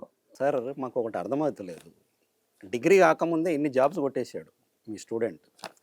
సో మీ మెంటర్షిప్ సార్ ఇక్కడ ఉన్నదంతా నాకేమనిపిస్తుంది అంటే మీ స్ట్రక్చర్ వేరే ఉందా సార్? అంటే వీళ్ళని అసెస్ చేస్తారా? ఈ ఎన్ని ఎగ్జామ్స్ ఉన్నాయి ఒక వ్యక్తి గవర్నమెంట్లో రాయొచ్చు, వాళ్ళు రానిచ్చొచ్చు, ఎట్లా డిజైన్ చేసేది? కాంపిటేటివ్ ఎగ్జామ్కి ఒక కామన్ సిలబస్ ఏంటనేది డిరైవ్ చేస్తే అందులో aptitude, reasoning, competitive English and దాంతోపాటు GK with NCERT and advance books foundation, ఇవి బేసిక్గా నేర్పించాల్సిన సబ్జెక్ట్స్. ఈ ఫౌండేషన్ ఉన్న స్టూడెంట్ ఎవరైనా అన్ని ఎగ్జామ్స్ రాయొచ్చు. That is called one curriculum for multiple exams. So one nation one curriculum for multiple competitive exams. ఎన్ని సార్? ఒక 15 ఉన్నాయా? 30 దాకా. ఇప్పుడు మనోడే క్లియర్ చేసిన లిస్ట్ అంటే యూపీఎస్సీ పరిధిలో ఇప్పుడు 20 years ఏజ్ ఉన్నప్పుడే ఫైనల్ సెమిస్టర్లోనే అప్లై చేసే ఎగ్జామ్స్ ఇప్పుడు తను క్లియర్ చేసింది. అది CAPF central armed police force exam ఉంటుంది, అసిస్టెంట్ కమాండెంట్. రెండోది కంబైన్డ్ డిఫెన్స్ సర్వీస్ ఎగ్జామ్ ఉంటుంది. నెక్స్ట్ వాళ్ళు కంబైన్డ్ జియో సైంటిస్ట్ ఎగ్జామ్స్ కానీ లేదా వేరే ఎగ్జామ్స్ యూపీఎస్సీ కండక్ట్ చేసే వాటికి డిగ్రీ బేస్ మీద ఎలిజిబిలిటీస్ ఉంటాయి. అవి మినహాయిస్తే ఏ గ్రాడ్యుయేషన్ నుంచి వచ్చినా, ఈవెన్ డిస్టెన్స్ ఎడ్యుకేషన్ నుంచి వచ్చినా ఈ CAPF CDS eligible apart from CSC, ఇది సివిల్ సర్వీస్ ఎగ్జామ్స్. మేము ఫస్ట్ యూపీఎస్సీ వీటన్నిటికి అప్లై చేయాలని చెప్తున్నాం. మళ్ళీ స్టాఫ్ సెలక్షన్ కమిషన్ పరిధిలో ఉండి నెక్స్ట్ మల్టీ టాస్కింగ్ స్టాఫ్ కానీ, హైయర్ సెకండరీ లెవెల్ ఎగ్జామ్ కానీ, కంబైన్డ్ గ్రాడ్యుయేట్ లెవెల్ ఎగ్జామ్స్ కూడా ఫౌండేషన్ సైమల్టేనియస్గా ఉండాలి అనే ఈ పాంచజన్య ఇనిషియేటివ్. పాంచజన్యలో రెగ్యులర్గా వీళ్ళకి కంపల్సరీ చేసిన పాయింట్ ఏంటంటే కరెంట్ అఫైర్స్ ఉంటుంది రెగ్యులర్గా, అండ్ ఒక జిఎస్ సబ్జెక్ట్ ఉంటుంది, దాంతోపాటు అర్థమెటిక్ రీజనింగ్ కాన్సెప్ట్ ఒకటి ఉంటుంది. వీళ్ళు పక్కా ఇవన్నీ బ్యాలెన్స్ చేస్తూ చదవాలి ఈక్విటబుల్గా, ప్రపోర్షనేట్గా, సిలబస్ వెయిటేజ్ని బట్టి టైం ఎనర్జీని అలా ప్రపోర్షనేట్గా డిజైన్ చేస్తారు. Aptitude, reasoning and basic competitive English is Saul of the entire competitive exam structure. దాన్ని మిస్ కాకుండా చూస్తాం. కరెంట్ అఫైర్స్ అనేది చాలా మందికి అదొక మిత్లా ఉంటుంది, బ్రహ్మ పదార్థం అనుకుంటారు. అలా ఏం లేదు, రెగ్యులర్గా దాన్ని ఇంటిగ్రేట్ చేసేస్తే అయిపోతుంది. చాలా మంది ఫెయిల్ అయ్యే పాయింట్ ఎక్కడ ఉంటుందంటే మల్టిపుల్ సబ్జెక్ట్స్ని సింప్లిఫై చేసి ఇంటిగ్రేట్ చేయడంలో ఫెయిల్ అవుతారు, అంతే అక్కడ సమస్య. Not in terms of aptitude and skills, in terms of planning, strategising things. ఇవి కరెక్ట్గా చేసి వాళ్ళని నిరంతరం అబ్జర్వ్ చేసే మెంటర్స్ ఉన్నాయి. సో ఆ మెంటర్స్ వీళ్ళని కంటిన్యూస్గా మానిటర్ చేస్తూ వీళ్ళకి సంబంధించిన ఫీడ్బ్యాక్ ఇస్తూ ఉండాలి మనకి. సో అలా ప్లాన్ చేసుకోగలిగితే then we can get good number of jobs for degree students. So ఇది ఆల్టర్నేటివ్ కెరీర్గా ఉంటుంది. రైల్వే సెక్టార్లో ఉంది, పోస్టల్ సెక్టార్లో ఉంది, స్టాఫ్ సెలక్షన్ కమిషన్ ఉంది, బ్యాంకింగ్ సెక్టార్ ఉంది, ఐబీపీఎస్ లెవెల్లో ఉంది, రీజనల్ రూరల్ బ్యాంక్స్ ఉన్నాయి. ఇవి కాకుండా మళ్ళీ సిఏపిఎఫ్ ఉంది, సిడిఎస్ ఉంది, నేను చెప్పిన state public service commission exams ఉన్నాయి. తను చెప్పినట్టు పంచాయత్ సెక్రటరీ ఇప్పుడు గ్రూప్ 4 నుంచి స్టార్ట్ చేస్తే గ్రూప్ 1 దాకా రాసినవి. అండ్ ఏపీ తెలంగాణ ఉన్నాయి. అక్కడ నాన్ లోకల్లో క్లియర్ కూడా చేసే సామర్థ్యం ఆటోమేటిక్ వచ్చేస్తుంది. సో ఇలా ఇన్ని ఎగ్జామ్స్కి వాళ్ళు అప్లై చేసి రాయడంలో వీళ్ళ యాటిట్యూడ్ సమస్య ఎక్కడ ఉంటుందంటే, నేను ఐఏఎస్ కోసం జాయిన్ అయిన వాడిని కానిస్టేబుల్ అప్లై చేయడం 100 సార్లు చెప్పిన దాంట్లో తను ఒక్కడే విన్నాడు అన్నమాట. ఓకే 40+ మొత్తం ఇప్పుడు వింటున్నారు. ఇప్పుడు రిజల్ట్స్ చూపిస్తే ఇప్పుడు వింటున్నారు. ఇప్పుడు అందరూ స్టాఫ్ సెలక్షన్ కమిషన్ లో డిగ్రీ సెకండ్ ఇయర్ అయిపోయిన వాళ్ళు multi tasking staff, hire secondary level అంటే ఇంటర్మీడియట్ బేస్ మీద ఎగ్జామ్స్ అన్ని అప్లై చేస్తారు. ఇప్పుడు ఫైనల్ ఇయర్ లో ఉన్న వాళ్ళు సిఏపిఎఫ్ కూడా బాయ్స్ అప్లై చేస్తున్నారు. గర్ల్స్ ఇంకా మోటివేట్ అవ్వట్లేదు యూనిఫామ్ జాబ్స్ కి రావడానికి. ఇంకా చాలా వాళ్ళని మోటివేట్, కొంతమంది ఇప్పుడు ఎస్ఐ కానిస్టేబుల్ ఎలిజిబిలిటీ ఉన్నది అప్లై చేస్తారు 4 అమ్మాయి. అంటే మనం అట్లీస్ట్ ఆ మోటివేషన్ అక్కడ, ఎందుకంటే ఇక్కడ లక్ష్యం వాళ్ళు జాయిన్ అవ్వడం గురించి కాదు, వాళ్ళని వాళ్ళు పర్యవేక్షించి పరిశీలించి మెరుగ్గా తీర్చిదిద్దుకోవడానికి ఈ ఎగ్జామినేషన్ స్ట్రక్చర్ హెల్ప్ అవుతుంది. వాళ్ళు ఎంత నేర్చుకున్నారో ఇక్కడ తెలుసుకున్నారు, దాన్ని ఎగ్జాక్ట్లీ అప్లై చేస్తే ఓకే మేము చదివిన వాటిలో నుంచి ఇవన్నీ ఉన్నాయా, మనం వీకెండ్ రాసిన టెస్ట్లేనా. ఇంకొక పాయింట్ ఏంటంటే భాస్కర్కి పేరెంట్స్ ఎవరు మానిటర్ చేసి తక్కువ మార్కులు వచ్చి ఎక్కువ మార్కులు వచ్చాయని క్వశ్చన్ చేసేవారు. వీళ్ళు మనకి రిజల్ట్స్ వచ్చిన తర్వాత పేరెంట్స్ గ్రూప్లో పెడితే ఇంకా వాళ్ళు ఏం చేస్తారు, కాపీ కొట్టి రాయడం, ఎలా అయినా సరే మనము మార్కులు ఎక్కువ చూపించుకోవాలని భ్రమపడ్డాం. వాళ్ళని వాళ్ళు ఇంప్రూవ్ చేసుకోవడానుకున్నారు, తక్కువ మార్కులు వచ్చినా పర్లేదు అంతేందుకు. ఇప్పుడు తను జేఈ క్లియర్ చేయాలని లక్ష్యం లేదు కదా, వస్తే వచ్చినా లేకపోతే లేదు. ఫస్ట్ కానిస్టేబుల్తో స్టార్ట్ అయింది కదా ప్రయాణం, నాకు ఎంత వస్తుందో అంతే, దాంతో నేను ప్రయాణం చేయగలను అనే ఒక నమ్మకంతో ప్రయాణం అడుగు పెడితే స్లోగా పికప్ అయ్యి వాళ్ళు 20 years వచ్చేసరికి సక్సెస్ఫుల్ కండిషన్కి వస్తారు. ఆ స్కిల్స్ తోటి ఒక కరిక్యులం డిజైన్ చేసి ఆ కరిక్యులంనే 2 years ఇచ్చి 3rd year కనుక రిగరస్గా టెస్ట్ కండక్ట్ చేసి పంపించేస్తే they are equipped with all kinds of skills to all government jobs, apart from government jobs, but also they can apply for ఇదే ఆప్టిట్యూడ్ రీజనింగ్ ఇంగ్లీష్ బేస్ మీద అని కాస్త GK నేర్చుకోగలిగితే when aptitude reasoning ఇంగ్లీష్తో CAT రాయొచ్చు, common ఐఏఎంలో entrance వస్తుంది, GMAT రాయొచ్చు, ఫారెన్కి వెళ్ళిపోవడానికి. అంటే వాళ్ళు ఏం చేయాలనుకుంటున్నారో దానికి సంబంధించినటువంటి క్లారిటీ పెట్టుకొని నేను ఈ స్కిల్స్ డెవలప్ చేసుకుంటా, మార్కెట్ రిక్వైర్డ్ స్కిల్స్. ఇదంతా డిగ్రీ అయిన తర్వాత అశోక్ నగర్ రావడం, అమీర్పేట రావడం కాదు. నువ్వు గ్రాడ్యుయేషన్ ఉన్నప్పుడు ఒక క్లారిటీ పెట్టుకొని ఫోకస్ చేయి, సక్సెస్ అవుతుంది. ధరావత్, నాకు నీ మొత్తం గ్రాఫ్లో నువ్వు ఫెయిల్ అయింది ఫస్ట్ అటెంప్ట్ ఒకటే అనుకుంటా. ఇంకోటి success LIC AO exam first time నీకు రాలేదు కదా, ఏది సెంట్రల్ ఆర్మ్డ్ రిజర్వ్ పోలీస్. అప్పుడు ఏం అసలు నీకే అంటే బాగా సక్సెస్ చూసి ఒక్కసారి డౌన్ అయినప్పుడు జర ఇది కుంగిపోతాం కదా, అప్పుడు ఏమనిపించింది, ఎట్లా మళ్ళీ దాన్ని అధిగమించింది? అప్పుడు ఏమైందంటే రిజల్ట్ వచ్చిన కొన్ని డేస్కి మాకు ఫేర్వెల్ జరిగింది. అంటే ఫేర్వెల్ ప్రోగ్రామ్ జరిగినప్పుడు అప్పుడు మళ్ళీ నా బాధ అయితే మళ్ళీ సార్ వాళ్ళ దగ్గరికి వెళ్తా, మళ్ళీ మెంటర్స్ దగ్గరికి వెళ్తే అప్పుడు మన సార్తో కూడా చెప్పే ఒక డైలాగ్ ఏంటంటే, ఏమన్నారంటే ఎన్ని మార్క్స్ పోయిందిరా, స్కోర్ కార్డ్ వచ్చిన తర్వాత ఎన్ని మార్క్స్ పోయిందంటే 4 marks అని చెప్పా. అయితే ఏమైంది 4 marks పోయిందని 40 marks తీసుకొద్దాం, నువ్వు రిలాక్స్ ఉండని చెప్పారు. సారే చెప్పారు 4 marks కదా పోయింది, 40 marks తీసుకొద్దాం, నెక్స్ట్ అటెంప్ట్కి రెడీ ఉండని చెప్పారు. అంతే, ఈ రిజల్ట్ వచ్చిన ఇంకో నెక్స్ట్ మంత్కి మళ్ళీ నెక్స్ట్ అటెంప్ట్ ఉంది. ఇక బాధ ఉంది, బట్ 40 marks టార్గెట్ కదా, అంటే కట్ ఆఫ్కి మళ్ళీ 40 marks టార్గెట్ కాబట్టి మళ్ళీ నెక్స్ట్ అటెంప్ట్ చదవడం స్టార్ట్ చేసి అప్పుడే వెంటనే, అంటే ఒక 2 days అలా ఫీల్ అయ్యి నెక్స్ట్ అటెంప్ట్ ఇచ్చినప్పుడు 2025 ఏమైందంటే యూపీఎస్సీ హిస్టరీలో టఫెస్ట్ క్వశ్చన్ పేపర్ వచ్చింది. టఫెస్ట్ రావడం వల్ల ఏమైందంటే నా ఫ్రెండ్స్ అంటే లిస్ట్ అవుట్ అయిన చాలా మంది ఉంటారు కదా, మెరిట్ అవుట్ అయిన వాళ్ళు, దాంట్లో ఒక 2-3 స్కోర్ తగ్గాయి, అంటే 100కి బిలో వెళ్ళిపోయాయి. నాకు మాత్రం 2025 అటెంప్ట్లో 90 marks ఉంది, 90 marksది 105కి వెళ్ళాయి. సో 15 marks పెరిగింది, ప్లస్ క్వశ్చన్ టఫెస్ట్ ఉంటున్నారు కాబట్టి అనుకున్నా డెఫినెట్లీ ఈసారి కట్ ఆఫ్ ఎక్కువ ఉంటుంది అనుకున్నా. సో చూస్తే మొన్న రిజల్ట్ వచ్చిన తర్వాత కట్ ఆఫ్స్ వచ్చాయి. కట్ ఆఫ్స్ వస్తే ఈ కేటగిరీ కట్ ఆఫ్ చూస్తే నాకు 80 కట్ ఆఫ్ ఉంది, అండ్ ఓపెన్ చూస్తే 90 ఉంది. సో నేను ఓపెన్కి మళ్ళీ 15 marks ఎబోలో ఉన్నా. సో ఇక్కడ 15 marks కవర్ అయ్యాయి, అండ్ ఇంటర్వ్యూ చాలా బాగా చేశాయి ఈసారి. సో 40 marks టార్గెట్ రీచ్ అవుతా అనిపిస్తుంది. ఓకే, ఇంటర్వ్యూ ఎట్లా జరిగింది, ఇంటర్వ్యూకి ఎట్లా ప్రిపేర్ అయినావు, అక్కడ ఏం జరిగింది కొంచెం చెప్పొచ్చు. యూపీఎస్సీ ఇంటర్వ్యూకి వెళ్ళే ముందు నేను వేరే మాక్ ఇంటర్వ్యూస్ ఇచ్చా. వేరే అంటే వేరే ఇన్స్టిట్యూట్ కాదు, మా ఇన్స్టిట్యూట్లోనే మాక్ ఇంటర్వ్యూస్ ఇచ్చా. సో మాకు ఇంటర్వ్యూ ఇచ్చినప్పుడు 4-5 marks ఇచ్చా. 4-5 marksలో మళ్ళీ డిఫరెంట్ ఏరియాస్ టచ్ చేశారు మాకు. సో దాంట్లో ఇంటర్వ్యూకి వెళ్ళే ముందు మళ్ళీ ప్రాక్టీసింగ్, అంటే ఫ్రెండ్స్తో ప్రాక్టీసింగ్. నాకు ఇంటర్వ్యూ ఉందంటే మా ఫ్రెండ్స్ ఎలా ఉన్నారంటే, మా పీర్ గ్రూప్ ఎలా అంటే నాతో ఇంగ్లీష్లో మాట్లాడాలి, లేకపోతే నాతో మాట్లాడొద్దు. అంటే ఇంగ్లీష్ అంతా ఎంత చదువుకున్నా కమ్యూనికేషన్ ఇష్యూ అవుతుంది కదా. సో అలా ఒక ప్లాన్ చేసుకున్నాం, అంటే ఇంటర్వ్యూకి వెళ్ళే ముందు ఇంగ్లీష్ తప్ప ఏం మాట్లాడొద్దని. సో ఇంగ్లీష్ చిన్న విషయాలు కూడా ఇంగ్లీష్లో మాట్లాడుకొని అది ఇంటర్వ్యూకి వెళ్ళాలి. ఇంటర్వ్యూ ప్రిపరేషన్ వెళ్ళేసరికి 2 areas ఉంటాయి, అంటే లైక్ మన డాఫ్ మీద క్వశ్చన్స్ ఉంటాయి, కొన్ని క్వశ్చన్స్ సెక్యూరిటీ రిలేటెడ్ క్వశ్చన్స్ ఉంటాయి కదా. సో దానికి కంటెంట్ ప్రిపేర్ చేసుకోవాలి. ప్రిపేర్ చేసుకున్న తర్వాత ఇక మాకు వెళ్ళిన తర్వాత మళ్ళీ ఫీడ్బ్యాక్ ఇస్తారు. ఫీడ్బ్యాక్ ఇచ్చినప్పుడు మళ్ళీ ఏమేమి ఇంప్రూవ్ చేసుకోవాలి చెప్తారు కదా. సో నాకు ఇచ్చిన ఫీడ్బ్యాక్, నాకు అది గుర్తున్న బెస్ట్ ఫీడ్బ్యాక్ ఏంటంటే, నాకు ఒక క్వశ్చన్ అడిగారు.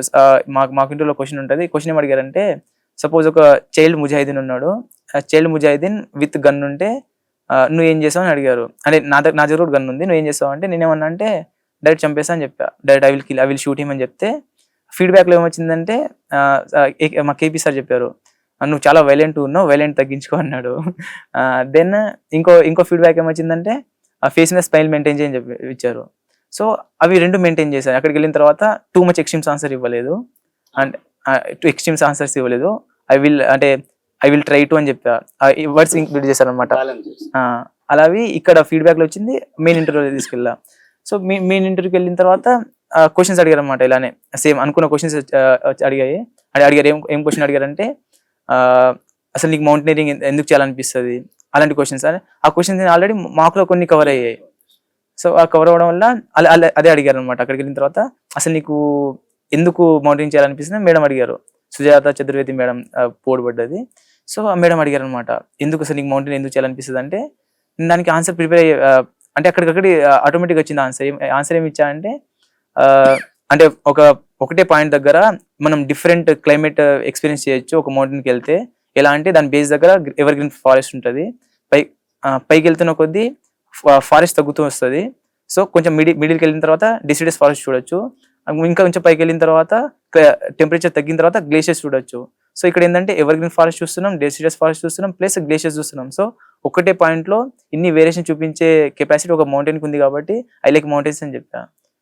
సో అందుకే నా ఐటీబీపీ, నా సిఏపిఎఫ్ లో నా ఐటీబీపీ ఫస్ట్ ప్రిఫరెన్స్ అనమాట.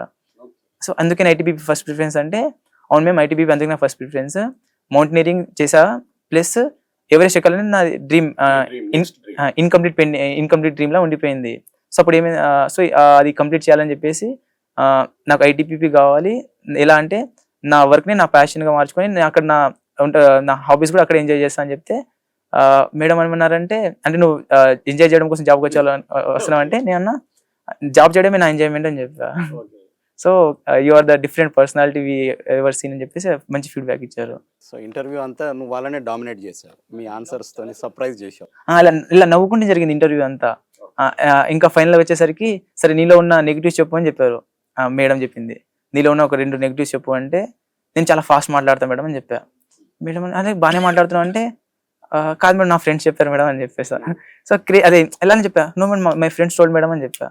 అదే అంటే వచ్చేటప్పుడు ఫ్రెండ్స్ ప్రాక్టీస్ చేసి వచ్చావంటే, అవును మేడం ప్రాక్టీస్ చేసి వచ్చా మేడం అని చెప్పా. ఓపెన్ అంతే ఫ్లో అయిపోయింది. తర్వాత ఇంకో నెగిటివ్ చెప్పమంటే, నేను చాలా నవ్వుతాను మేడం అని చెప్పా. నవ్వుతే నెగిటివ్ ఎలా అవుతుంది అంటే, నేను చాలా ఎక్కువ నవ్వుతాను మేడం, అందుకే నా హాబీస్ లో కూడా వాచింగ్ కామెడీ మూవీస్ అనేది హాబీగా పెట్టుకున్నా అంటే, అవునా మరి ఎందుకు వై ఓన్లీ కామెడీ మూవీస్ అని అడిగింది. సో ఎలా అయిందంటే, నేను ఇచ్చే ఆన్సర్స్ నా డాఫ్ చుట్టే తిరుగుతూ వచ్చాయి. సో వై కామెడీ మూవీస్ అంటే, నేను స్ట్రెస్ఫుల్ డేస్ ఉంటాయి కదా, చాలా స్ట్రెస్ఫుల్ డేస్ లో ఆ స్ట్రెస్ అంతా మరవాలంటే కామెడీ ఒకటే బెస్ట్ సొల్యూషన్ అనిపించింది నాకు. అండ్ ప్లస్ ఏ మూవీకైనా ఏంటంటే entertainment is the ultimate motive కదా. సో ఎంటర్టైన్మెంట్ అనేది నేను నా పర్సనల్ గా కామెడీ మూవీస్ లో ఫీల్ అవుతాం మేము. అందుకే నా హాబీస్ లో వాచింగ్ కామెడీ మూవీస్ అనేది స్పెసిఫై చేసాం మేడం అంటే, ఓకే డన్ అని చెప్పారు. ఇంటర్వ్యూ ఆ మార్క్స్ ఎన్ని ఉంటాయి sir? 150 marks. 150 marks. Last time 104 first మనం ఎక్స్పెక్ట్ చేసింది భాస్కర్. అప్పుడు 110 వస్తే పక్క ఇన్లిస్ట్ అనుకున్నాం. 110 వస్తే ఇన్లిస్ట్, ఎందుకంటే రిటర్న్ లో మిస్ అయ్యి. రిటర్న్ లో మాకు క్లారిటీ ఉంది, తక్కువ మార్క్స్ ఉన్నాయి. ఇంటర్వ్యూలో 110 క్లియర్ చేస్తే అయిపోతుంది అన్న. ఇప్పుడు ఆ ట్రైనింగ్ లో కూడా మనం అలానే మెంటర్స్ పెట్టి 1-1 ఇప్పించి మళ్ళీ ఎక్స్పర్ట్ ప్యానెల్కి తీసుకెళ్ళాము. అప్పుడు వెళ్ళే జర్నీలో మేము డిస్కస్ చేసాం, 110 మార్క్స్ క్లియర్ చేయడం అనేది టార్గెట్ పెట్టుకుంటే 104 దగ్గర ఆగింది. ఫైనల్ రిజల్ట్ లో 4 మార్క్స్ లో మిస్ అయింది ఫస్ట్ అటెంప్ట్. ఈసారి 110 వచ్చేస్తాయి నాకు 110 120 దగ్గర. ఈసారి బాగుపోయిందా ఇంటర్వ్యూ? బాగా పోయింది. అంటే ఒక ఫీల్ వస్తుంది కదా సార్, అంటే ఇంటర్వ్యూ మార్క్స్ కూడా ఎక్కువ ఇచ్చాం. మా 21st సెంచరీ ఐఏఎస్ లో ఉన్న ఎక్స్పర్ట్ ప్యానెల్ అందరినీ తీసుకొచ్చాం. ఆల్మోస్ట్ 3 మార్క్స్ అంటే ఎక్స్పర్ట్ ప్యానెల్ మార్క్స్ ఇచ్చాం. థర్డ్ మార్క్ వచ్చేసరికి వెళ్ళి అంటే ఐబీకి కూడా మార్క్స్ ఇచ్చాం. అది ఎలా ఏంటంటే నా ఒక్కడి కోసం అరేంజ్ చేసామని చెప్పి తన ఒక్కడి కోసం పెట్టింది. అంటే తనతో పాటు ఇంక 2-3 ఎలాగో పెడుతున్నాం అని పిలిపించేసాము. మేజర్గా ఎక్స్పర్ట్ ప్యానెల్ పెట్టి అంటే తనకి ఆ ఫియర్ పోవాలి. Yeah. అండ్ ఫస్ట్ ఎందుకంటే ఎర్లీ ఏజ్, చిన్న ఏజ్లో చాలా ఎక్స్పీరియన్స్డ్ పీపుల్ ముందు కూర్చోవాలి. Yeah. అంటే 60 ఏళ్ళ పైన ఉంటారు ఒక్కొక్కరు. అంత ఎక్స్పర్ట్ ప్యానెల్ ముందు ఒక చిన్న ఏజ్లో ఒక స్టూడెంట్ వెళ్ళి ఒక 20 మినిట్స్ మాట్లాడితే వాళ్ళు పర్సనాలిటీని అసెస్ చేయగలుగుతారు. సో అంత అనుభవజ్ఞులు కాబట్టి మనం కొంచెం జస్ట్ తన జర్నీ మొత్తాన్ని ఒక్కసారి చూడగలిగితే వాళ్ళు పక్కా ఎక్కువ మార్కులు వేస్తారు. ఆ జర్నీని కొంచెం హంబుల్గా, డిప్లొమాటిక్గా, పొలైట్గా, కాన్ఫిడెంట్గా Yeah. చెప్పగలిగితే చాలు. ఓకే సార్, ఇప్పుడు మీ 21st సెంచరీ ఇది కోచింగ్ అకాడమీలో సార్, అంటే ఈ ఇంటర్వ్యూస్కి సెపరేట్ ఫోకస్ ఉన్నట్టుంది. అంటే how to go and face, ఇప్పటివరకు రిటర్న్ ఒకటి, సో అల్టిమేట్గా UPSC interview is something different level కదా సార్. సో అక్కడ మిమ్మల్ని ఎప్పుడైనా డిసప్పాయింట్ చేసిండా ఆ కోచింగ్ ఫ్యాక్టర్లో, ఈయన ఇక్కడ ఈ తప్పులు చేయవచ్చు అట్లా ఏమైనా అనిపించింది? డిసప్పాయింట్మెంట్ ఎప్పుడు ఫీల్ అవ్వాలి, it is part of learning కదా. సో అతను ఏజ్ని బట్టి, ఎక్స్పీరియన్స్ని బట్టి, ఎక్స్పోజర్ని బట్టి మనిషి ఆలోచన విధానం క్రమంగా మారుతుంటుంది. సో ఆ ఎక్స్పోజర్ కోషెంట్ మనం పెంచగలిగితే వాళ్ళు కొంచెం స్టేబుల్గా, కన్సిస్టెంట్గా, కాన్ఫిడెంట్గా, హంబుల్గా ఈ రెండు పర్ఫెక్ట్గా బ్యాలెన్స్ చేసుకుని వెళ్ళచ్చు. అవి మనం ట్రైన్ చేసేది ఒక లెర్నింగ్ ఏజ్లో ఉన్న స్టూడెంట్ని కాబట్టి మనము ఏ నెగిటివ్ నోషన్స్ ఇవ్వం, వాళ్ళకి ఎలా పాజిటివ్గా దాన్ని ఇంప్రూవ్ చేసుకోవాలనే ఒక ఫీడ్బ్యాక్ ఇస్తాం. ఎవరు డిస్కరేజ్ చేయరు, డిమోటివేట్ చేయరు. Interview is not a purposive conversation. Interview is just a purposive conversation, not an enquiry. So ఆ కన్వర్జేషన్ని పర్పసివ్, అంటే నువ్వు ఏ పర్పస్తో వచ్చు, దాని ఉద్దేశం ఏంటి, లక్ష్యం ఏంటి, ఆ కార్యకారణ సంబంధ హేతువులపైన చర్చ జరగాలి. భాస్కర్, ఇప్పుడు నువ్వు తాండాలో ఒక 3 కిలోమీటర్లు నడిచి స్కూల్కి వెళ్ళిన స్థాయి నుంచి ఒక యూనిఫామ్ ఆఫీసర్, ఇప్పుడు నువ్వు యువర్ ఏ యూనిఫామ్ ఆఫీసర్. నువ్వు ఇప్పుడు నీ యొక్క డ్యూటీస్పై నీకు ఎట్లాంటి అవగాహన ఉంది? నీ డ్యూటీస్ ఎట్లా వస్తే నువ్వు ఎలా చేయాలనుకుంటున్నావు? దాని గురించి ఆలోచించావు? ఇప్పుడు మోస్ట్లీ నేను ఇచ్చిన ప్రిఫరెన్స్ ప్రకారంగా ప్లస్ ర్యాంక్ 58 ర్యాంక్, సో ఇది కన్సిడర్ చేస్తే డెఫినెట్లీ ఐటీబీపీ వస్తుంది sir. India Tibetan border police force వస్తుంది కాబట్టి India Tibetan border police force CSF అనేది ఎక్కువ మంది ప్రిఫరెన్స్ ఇస్తారు జనరల్ గా, ఫస్ట్ ప్రియారిటీ చాలా మంది అదే ఇస్తారు. ఐటీబీ తర్వాత ఈ ఎస్ఎస్బి వాటికి లాస్ట్కి వెళ్తారు, ఎందుకంటే బోర్డర్ లో వర్క్ చేయాలి. కానీ తను ఫస్ట్ ఐటీబీపీకి ఇచ్చాడు, which is unique actually. South India నుంచి ఐటీబీపీ ఇచ్చి అంటే మోస్ట్లీ ఇవ్వరు, నేను ఒక్కడినే ఇచ్చా. ఇంకోటి మేము మెడికల్ వెళ్ళినప్పుడు కూడా నేను ఒక్కడినే ఐటీబీపీ ప్రిఫరెన్స్ ఇచ్చింది ఎవరు ఇక్కడ అడిగితే నేను ఒక్కనే హ్యాండ్ రైజ్ చేసా, మౌంటైనరింగ్ ఉండడం వల్ల. మౌంటైనరింగ్ ఉంది కాబట్టి దాని వైపే వెళ్ళాలా. ఇంకోటి మా ఇంటర్వ్యూ ఉన్నప్పుడు సార్ ఏమన్నారంటే అందరూ సేఫ్టీ కోసం థింక్ చేస్తే ఎవరు సెక్యూరిటీ కోసం థింక్ చేసేది అని చెప్పి ఒక డైలాగ్ వేశారు అనమాట. ఓకే, అంటే అందరు ఇప్పుడు సిఐఎస్ఎఫ్ ఎందుకు తీసుకుంటారంటే సేఫ్టీ కోసం, మామూలుగా సేఫ్ ఉంటుందని చెప్పేసి. సో ఇప్పుడు మనం చూస్ చేసేది సిఏపిఎఫ్, అంటే అందరు సేఫ్టీ కోసం థింక్ చేస్తే మళ్ళీ సెక్యూరిటీ ఎవరు థింక్ చేస్తారని చెప్పేసి అదొకటి ఉండిపోయింది అలా. సో మన రిస్క్ తీసుకుంటేనే బెటర్ కదా అని చెప్పేసి ఐటీబీపీ ఇచ్చారు. సేఫ్ గా ఇది సెంట్రల్ ఇండస్ట్రియల్ సెక్యూరిటీ ఫోర్స్ అంటే కొంచెం పవర్ ఉంటుంది, కంఫర్ట్ ఉంటుంది, సెక్యూరిటీ ఉంటుంది. ఈ బోర్డర్ లో ఉండే రిస్క్ ఫస్ట్ మీ తాండాలో నువ్వు సెలెక్ట్ అయినప్పుడు ఎవరికి చెప్పినావు? అన్నకి చెప్పారు సార్. మీ అన్నకే చెప్పినావు? అమ్మకి చెప్పలేదా? అమ్మ దగ్గర ఫోన్ లేదు. అమ్మ దగ్గర ఫోన్ లేదు. నువ్వు అన్నకే చెప్పావు? అన్నకి చెప్పాను. అన్న ఏమన్నాడు? అన్న ఏమన్నాడు అంటే ఏం జాబ్ రా అన్నాడు. ఎక్స్ప్లెయిన్ చేసినావు అన్నకు? చెప్పా ఇలా అసిస్టెంట్ కమాండెంట్ అంటే అది చాలా దూరం ఉంటుంది, అంత దూరం వద్దు అన్నాడు. జాబ్ వద్దు, క్యాన్సిల్ వద్దు, అంత దూరం వద్దు, దగ్గరలో ఏదైనా చూడు అన్నాడు. కాదన్నా అది పెద్దది ఇట్లా చెప్పా, డిఎస్పీకి ఈక్వల్ అంటే కానీ రిస్క్ ఎక్కువ ఉంటుంది కదా, వద్దు అన్నాడు. మళ్ళీ ఇలా ఎక్స్ప్లెయిన్ చేసుకోవాల్సి వచ్చింది. చేసా, కాదు రిస్క్ ఏముండదు, అంటే మన మీద డిపెండ్ ఉంటుంది అంట, మనం సేఫ్గా ఉండాలి, మనతో పాటు మనం మన బెటాలియన్ మొత్తం సేఫ్ ఉంచొచ్చు అలా అంటే ఇప్పుడు మెల్లమెల్లగా యాక్సెప్ట్ చేస్తున్నాడు. డైరెక్ట్ వద్దనేసాడు. వచ్చిందా? సరే వద్దులే అన్న. అమ్మకి డైరెక్ట్ చెప్పలేదు, అన్న వాళ్ళే చెప్పారు. అమ్మకి మళ్ళీ నేను కిలిమినర్ వెళ్ళేటప్పుడు కూడా ఇదే జరిగింది, అంటే వాళ్ళకు రాపించుకుంటారు కదా, అంటే సో అలా జరిగినప్పుడు అప్పుడు కూడా మమ్మీకి నేను ఏం చెప్పా అంటే ఇన్ని డేస్ నేను ట్రైనింగ్ తీసుకున్నా సరే నేనేం చెప్పా అంటే రన్నింగ్ లో ఉన్నా అని చెప్పా, రన్నింగ్ ప్రాక్టీస్ చేస్తున్నా అని చెప్పా. ఇలా సడన్ గా మౌంటైన్ చెప్పేసరికి రిస్క్ వాళ్ళకి ఎక్స్ప్లెయిన్ చేస్తారు కదా, వెళ్ళేది మౌంటైనరింగ్ కి, వెళ్ళేటప్పుడు ఏడ్చింది. సేమ్ అలానే ఇప్పుడు మళ్ళీ రిపీట్ చేసే స్టేజ్ లో ఉంది. సో నేను చేసా అన్న వాళ్ళకి చెప్పేసా, ఇప్పుడు వాళ్ళు ఎక్స్ప్లెయిన్ చేస్తున్నారు, అట్లా మన బాగానే ఉంటాడు అట్లా ఎక్స్ప్లెయిన్ చేస్తున్నారు, ఇంకా నడుస్తుంది. అక్కలు అన్నావు అది ఇద్దరు, నీకు అక్కలు ఎట్లా చూస్తున్నారు నీ సక్సెస్, వాళ్ళ పిల్లలు, మీ బావలు? అక్క వాళ్ళు ఏంటంటే నేను చిన్నప్పటి నుంచి ఇద్దరు అక్క వాళ్ళ దగ్గర నేను పెరిగా కాబట్టి వాళ్ళు ఈక్వల్ టు మదర్ ఉంటారు అనమాట, ఈక్వల్ టు మదర్ ఉంటారు. అక్క వాళ్ళు ఇక వచ్చి హగ్ చేసుకున్నారు, బాగుంది. వాళ్ళు ఏం అడుగుతున్నారంటే ఎక్కడున్నా సరే మంత్లీ ఒకసారి వచ్చి వెళ్ళు అని అంటారు అన్న. ఏదైనా పాట వచ్చా అలా మీ సెలబ్రేషన్ లంబడి తాండ పాట నువ్వు పాడుకున్నావా మనసులో నీకు వచ్చిందని తెలియగానే ఒకటి పాడు మాకు కూడా. అంటే పాటలే తెలుసు కానీ మాకు డ్యాన్స్ చేస్తారు, మాకు ట్రెడిషనల్ డ్యాన్స్ ఉంటుంది. అంటే అందరు ఒకే స్టెప్ వేయడము, ఒక రౌండ్ వేసి మా ట్రెడిషనల్ డ్రెస్ వేసుకుని ఆ స్టెప్ వేయడం, అది బాగుంటుంది. పాట ఏం రాదు కానీ ట్రెడిషనల్ స్టెప్ మాత్రం వేస్తాం అందరం. మీకు ఏదో టెంపుల్ కూడా ఉంటుంది కదా, మీకు వెళ్ళావా? మా గుడి ఉంటుంది మా విలేజ్ పడుతుంది కదా, తాండాకు సంబంధించి. అదే మా తండకి జస్ట్ ఒక జెండా ఉంది, ఇంకా గుడి లేదు, గుడి కట్టేయాలి. గుడి కూడా లేదు మీ తాండా? గుడి లేదు, కట్టిస్తావు. కట్టేయాలి సార్. నువ్వు ఇంకేమేమి ప్లాన్ చేస్తున్నావు మీ తాండాలో? ఒక స్కూల్ రావాలని, లేకపోతే ఎందుకంటే అక్కడ యూత్ చాలా మందికి నువ్వు ఒక ఇన్స్పిరేషన్. అదే సార్. నీ ప్లాన్స్ ఏంటి అక్కడున్న అన్ఎంప్లాయిడ్ యూత్కే కానీ, లేకపోతే ఇప్పుడు అక్కడ చదువుకొని అవకాశాలు లేక అంత దూరం ఎవరు పోతారు వదిలేసే వాళ్ళకి ఇప్పుడు ఒక పెద్ద ఇన్స్పిరేషన్, వాళ్ళకి ఏమైనా చేయాలని ఉందని? ఇది ఎగ్జాక్ట్లీ క్వశ్చన్ నాకు యూపీఎస్సీ ఇంటర్వ్యూలో అడిగారు సార్ ఈసారి. ఇదే same question. Suppose you are an assistant commandant, what will you do for your village అని అడిగారు. ఇదే ఎగ్జాక్ట్లీ క్వశ్చన్. సో నేను దానికి ఏం చెప్పానంటే బేసిక్ నుంచి స్టార్ట్ చేసా. సపోజ్ ఒక బాబు పుడితే ఫస్ట్ పుట్టగానే హెల్త్ బాగుండాలి. సో ఫస్ట్ మా దగ్గరలో మా హాస్పిటల్ ఉంటుంది కదా సార్. సో హాస్పిటల్లో ఒక డాక్టర్ బెస్ట్ డాక్టర్ ఉండేటట్టు, అంటే I can't do but I can influence అన్నట్టు, అంటే ఎవరిని అడిగి రిక్వెస్ట్ చేసి చేపిస్తాను. లేదు, తాండాలో లేదు. ప్రైమరీ సెంటర్ కోసం విలేజ్కి వెళ్ళాలి, 3 కిలోమీటర్స్ వెళ్ళాలి. 3 కిలోమీటర్స్ వెళ్ళాలి. సో అది ఫస్ట్ నేను హెల్త్ నుంచి, ఫస్ట్ బేబీ పుట్టగానే హెల్త్ కావాలి, కానీ హెల్త్ కావాలంటే ఫస్ట్ డాక్టర్ ఉండాలి. సో ఫస్ట్ హెల్త్ నుంచి స్టార్ట్ చేసా. అంటే ఫస్ట్ నేను బేసిక్ హెల్త్ ఎమ్యూనిటీస్ ఉంటే చూస్తాను మేడం అని చెప్పా. దెన్ మాకు హాస్పిటల్ దూరం ఉంది కాబట్టి ఇలా అని చెప్పా. మా తండ్రికి హాస్పిటల్ దూరం ఉంది కాబట్టి ఫస్ట్ రోడ్ అంత బాగాలేదు, రోడ్ మొత్తం ఇప్పుడు వేసారు, ఆ రోడ్ కూడా పగిలిపోతుంది. సో మంచి కనెక్టివిటీ ఉండేటట్టు చూస్తా. అండ్ మా దగ్గర పవర్ అంతా కరెక్ట్ ఉండదు సార్. అంటే కొంచెం పెద్ద వర్షం పడితే కరెంట్ వెళ్ళిపోతుంది, పవర్ కట్ అవుతుంది. సో పవర్ కట్ అయినప్పుడు ఏమవుతుందంటే పురుగు, అంటే లైక్ పాములు రావడం, పురుగు అది చాలా కామన్ అవుతుంది. సో అదేం చేస్తా అంటే ఒక స్టేబుల్ గా కరెంట్ ఉండేటట్టు అయితే జనరేటర్ పెట్టేయడమా, ఆర్ఎల్స్ లేకపోతే మా వాళ్ళకి ఇంట్రొడ్యూస్ చేస్తాను, సోలార్ లైట్లు ఉంటాయి అలాంటిది ఇంట్రొడ్యూస్ చేస్తా అని చెప్పా. సో ఇక్కడ ఇది అయిపోతుంది.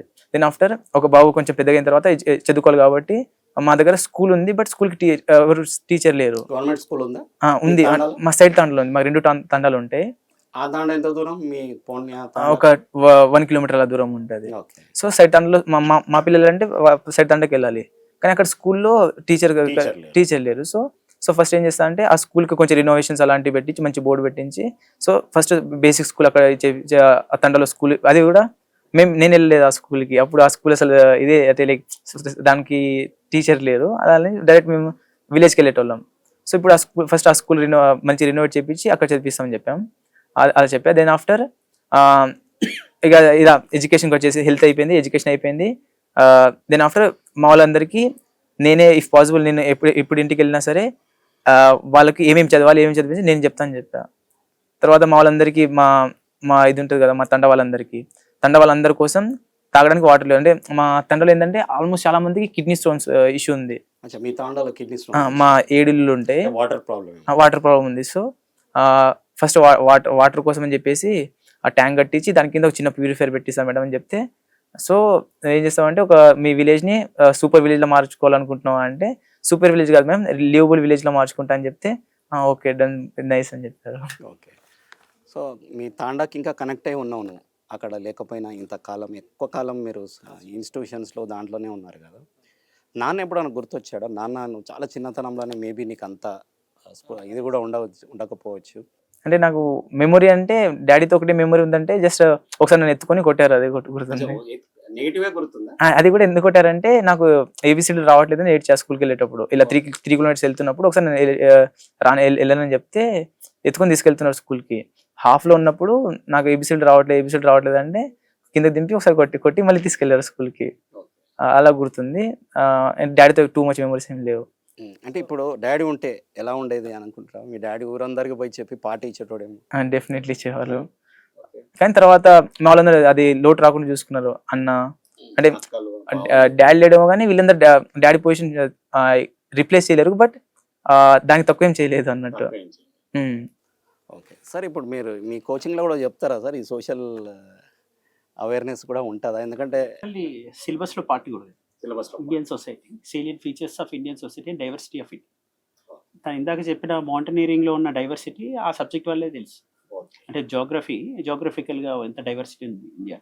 దాన్ని బేస్ చేసుకొని సోషల్ కమ్యూనిటీస్ ఎలా బిల్డ్ అవుతాయి అవన్నీ యాజ్ పార్ట్ ఆఫ్ సిలబస్. అయితే ఇప్పుడు మనం ఎక్కడి నుంచి వచ్చాము అనే రూట్స్ మర్చిపోకుండా జర్నీ చేసే ఏ వ్యక్తి అయినా ఆ యూపీఎస్సి సిలబస్ ఫౌండేషన్తో కూడా ట్రావెల్ అయితే ఒక సమగ్రమైన వ్యక్తిత్వం, పూర్ణమైన నిర్మాణం కలిగినటువంటి వ్యక్తిగా తయారవుతారు. So he is in that process and we hope that he will be continuing that legacy. Sir ఇంకోటి, ఇప్పుడు అతను మళ్ళీ ఇప్పుడు యూపీఎస్సి అది ప్రిపేర్ అవుతాడా, రాస్తాడా, మీ సపోర్ట్ ఏమైనా ఉంటుందా? ఒక 1 year బ్రేక్ తీసుకొని 27లో కాకుండా 28లో సీరియస్ అటెంప్ట్ యూపీఎస్సీ ఇవ్వబోతున్నాడు. 28లో అటెంప్ట్ ఇచ్చాడంటే 29లో పక్కా సెలెక్ట్ అవ్వడం లక్ష్యంతో. ఇంకా తను ప్రత్యేకంగా ప్రిపేర్ అయ్యే కండిషన్ ఏం లేదు. ఇప్పుడు తన షెడ్యూల్ని మళ్ళీ స్ట్రాటజైజ్ చేసుకొని రివైజ్ చేసి రిపీటెడ్గా ప్రాక్టీస్ చేస్తే సరిపోతుంది. సో నీకు ఆ ప్లాన్ ఉందా, లైక్ ఖచ్చితంగా ఐఏఎస్ అవ్వాలని? ఖచ్చితంగా ఐఏఎస్ అవ్వండి. అంటే నాకు ఐఏఎస్తో పాటు ఐపీఎస్ ఎక్కువ ఇష్టం. ఐపీఎస్ ఎక్కువ ఏకేకాన్ సార్. అదే సార్, ఇప్పుడు ఇట్లాంటి పిల్లలు ఎంతమంది ఉంటారు సార్ మీరు ఫ్రీ ఎడ్యుకేషన్ ఇచ్చే వాళ్ళు? ఎవ్రీ ఇయర్ ఒక 5 to 10 స్టూడెంట్స్ పక్కా ఉంటారు. మోస్ట్లీ ఈ స్టూడెంట్స్ నుంచే పట్టుదల ఎక్కువ ఉంటుంది. They are not timid people కాదు. వాళ్ళలో ఆ పిరికితనం, భయం, బెరుకు తక్కువ ఉంటుంది. ఇన్స్పైర్ ఎక్కువ అవుతారు. ఇప్పుడు ఒకటే నాకున్న ఛాలెంజ్ ఏంటంటే ఈ సోషల్ మీడియా డీవియేషన్, డిస్ట్రాక్షన్ అనేది తగ్గించాలి. సోషల్ మీడియా డీవియేషన్ ఉండదు. తన టైంలో ఉన్నదానికన్నా ఇప్పుడు బాగా పెరిగింది. ఇప్పుడు తను 21లో జాయిన్ అయినప్పటికీ ఇప్పుడు 100 times పెరిగింది.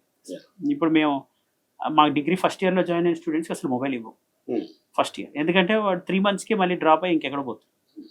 అంటే పోయినా పర్లేదు, మన కెరీర్ ఏం బిల్ అవుతుంది. అనవసరమైన థాట్స్, డిస్టర్బెన్స్. ఒక ఫోకస్ ఒకటే పంచ్ 1000 times కొట్టమన్నాడు. That is what focused attempt.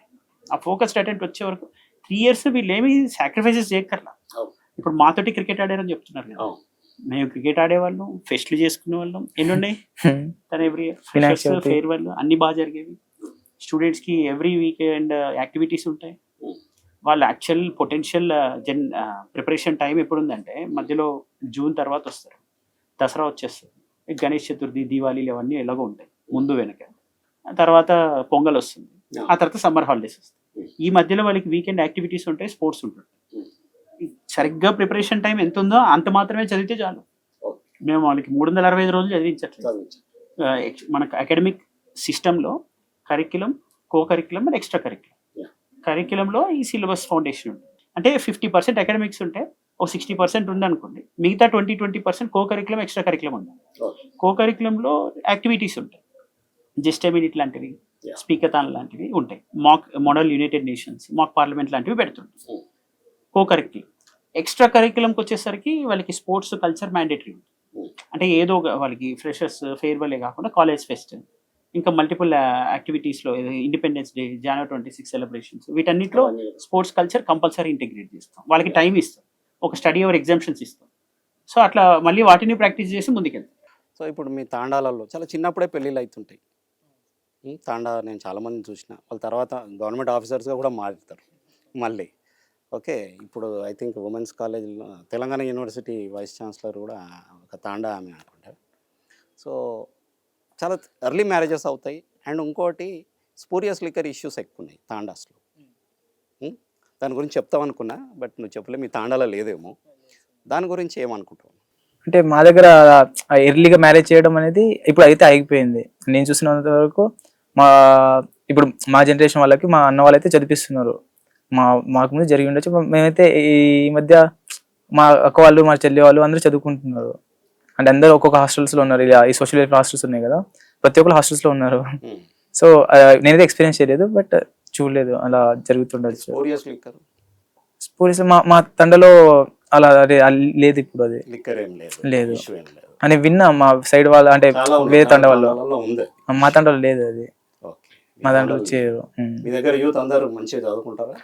అంటే యూత్ అందరూ అంటే ఇప్పుడు స్టార్ట్ చేస్తారు, అంటే మాతో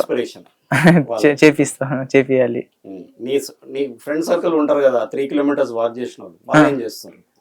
నా దాంట్లో ఒకతను, అంటే మేము ముగ్గురం ఉండేటోళ్ళం, నేరు, రమేష్, నేను ముగ్గురం అని చెప్పేసి. నేరు సార్ అక్క వాళ్ళు ఉండేవాళ్ళు, అందరు అక్క వాళ్ళే కదా. అంటే మాకు ఎట్లా అంటే అమ్మాయిలు ఎవరంటే వాళ్ళందరూ అక్క వాళ్ళే అవుతారు, మాకు అక్క చెల్లెలు అందరే కదా. అంటే మేమందరం, మా అందరికి మధ్యలో వాళ్ళు వేరే తండలో ఉంటారు, వాళ్ళు మా సేమ్ స్కూల్ కాదు. వేరే తాండ అలా. సో ఇప్పుడు ఏమైందంటే మేము అక్క వాళ్ళు అందరు కలిసి వెళ్ళేటోళ్ళం. మేము ముగ్గురం బాయ్స్ అన్నమాట. అంటే ముగ్గురులో ఒకరికి మా నేరు అతను మా అన్న అవుతాడు. అతను 8th క్లాస్ వరకు చదువుకున్న తర్వాత డ్రాప్ అవుట్ అయిపోయాడు అనమాట. డ్రాప్ అవుట్ అయిపోయి ఇప్పుడు ప్రెసెంట్ మ్యారేజ్ చేసుకున్నాడు. ఇంకో రమేష్ ఉన్నాడు కదా, రమేష్ కానిస్టేబుల్ అయ్యాడు రీసెంట్ గా. అతను కూడా 20 years కి కానిస్టేబుల్ అయిపోయాడు. తర్వాత నేను ఇప్పుడు ప్రెసెంట్ ఇలా జర్నీలో ఉన్నా. సో మీ తాండాలో నువ్వే ఫస్ట్ డిఎస్పి ర్యాంక్ ఆఫీసర్, నువ్వే ఫస్ట్ పీజీ గ్రాడ్యుయేట్, ఇంకేమైనా ఉన్నాయి అట్లా ఫస్ట్ మీ తాండాకి సంబంధించి? ఫస్ట్ మౌంటైనియర్ నేనే. ఫస్ట్ మౌంటైనియర్ కిలిమంజారో ఎక్కింది కూడా నువ్వే, ఫస్ట్ ఎవరెస్ట్ ఎక్కేది కూడా నువ్వే, ఫస్ట్ ఉర్దూ నేర్చుకుంది నేనే. ఫస్ట్ ఉర్దూ నేర్చుకుంది నేనే. ఫస్ట్ ఉర్దూ నేర్చుకుంది కూడా నువ్వే. సార్ నీ యొక్క జర్నీ ఇలానే సక్సెస్ఫుల్గా కావాలని మేము కూడా కోరుకుంటున్నాం. సార్ మీరు కూడా యాజ్ ఎ మెంటర్ ఇట్లాంటి సక్సెస్ఫుల్ స్టూడెంట్స్ని మీరు ఐడెంటిఫై చేసి వాళ్ళని మీరు మెంటర్షిప్ చేసి వాళ్ళని ర్యాంక్ హోల్డర్స్గా మార్చడం, మా ముందు ఇట్లా మాకు అవకాశం ఇవ్వడం, డ్రాప్ అవుట్ అయిన వాళ్ళ పరిస్థితి, యాప్టిట్యూడ్ సహజంగా వాళ్ళకు ఉండే సామర్థ్యాల లేమితో జాబ్స్ రాని పరిస్థితి లేదు, ఏదో ఒక జాబ్ కొడతారు వాళ్ళు. కొట్టగలరు.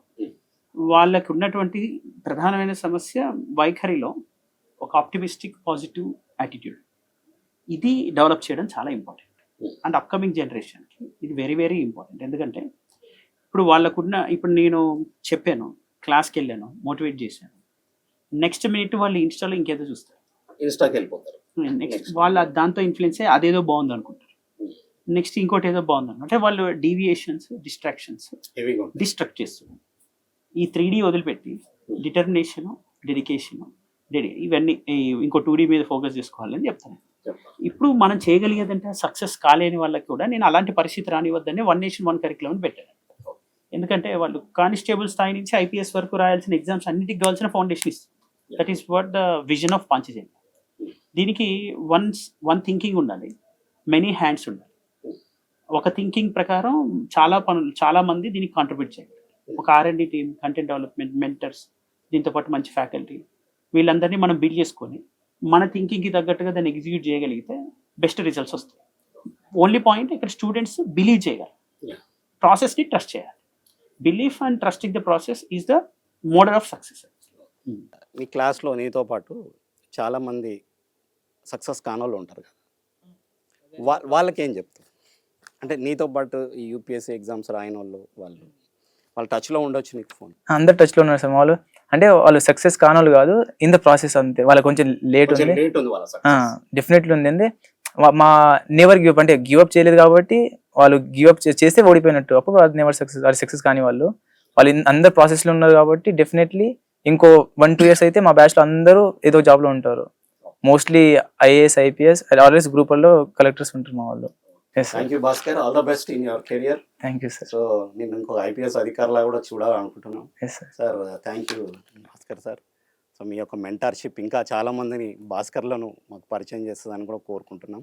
సో చూసాం కదా, సాక్షి ఎడ్యుకేషన్ ప్లాట్ఫామ్లో మోస్ట్ బ్యాక్వర్డ్స్ రీజన్స్ నుంచి వచ్చి ర్యాంక్స్ సాధిస్తున్నారు యూపీఎస్సీలో. సో ఇది ఒక inspiring journey of A UPSC rank holder. మరొక వీడియోలో మరొక ఇన్స్పైరింగ్ స్టోరీతో మీ ముందుకు వస్తాం. కీప్ వాచింగ్ సాక్షి ఎడ్యుకేషన్.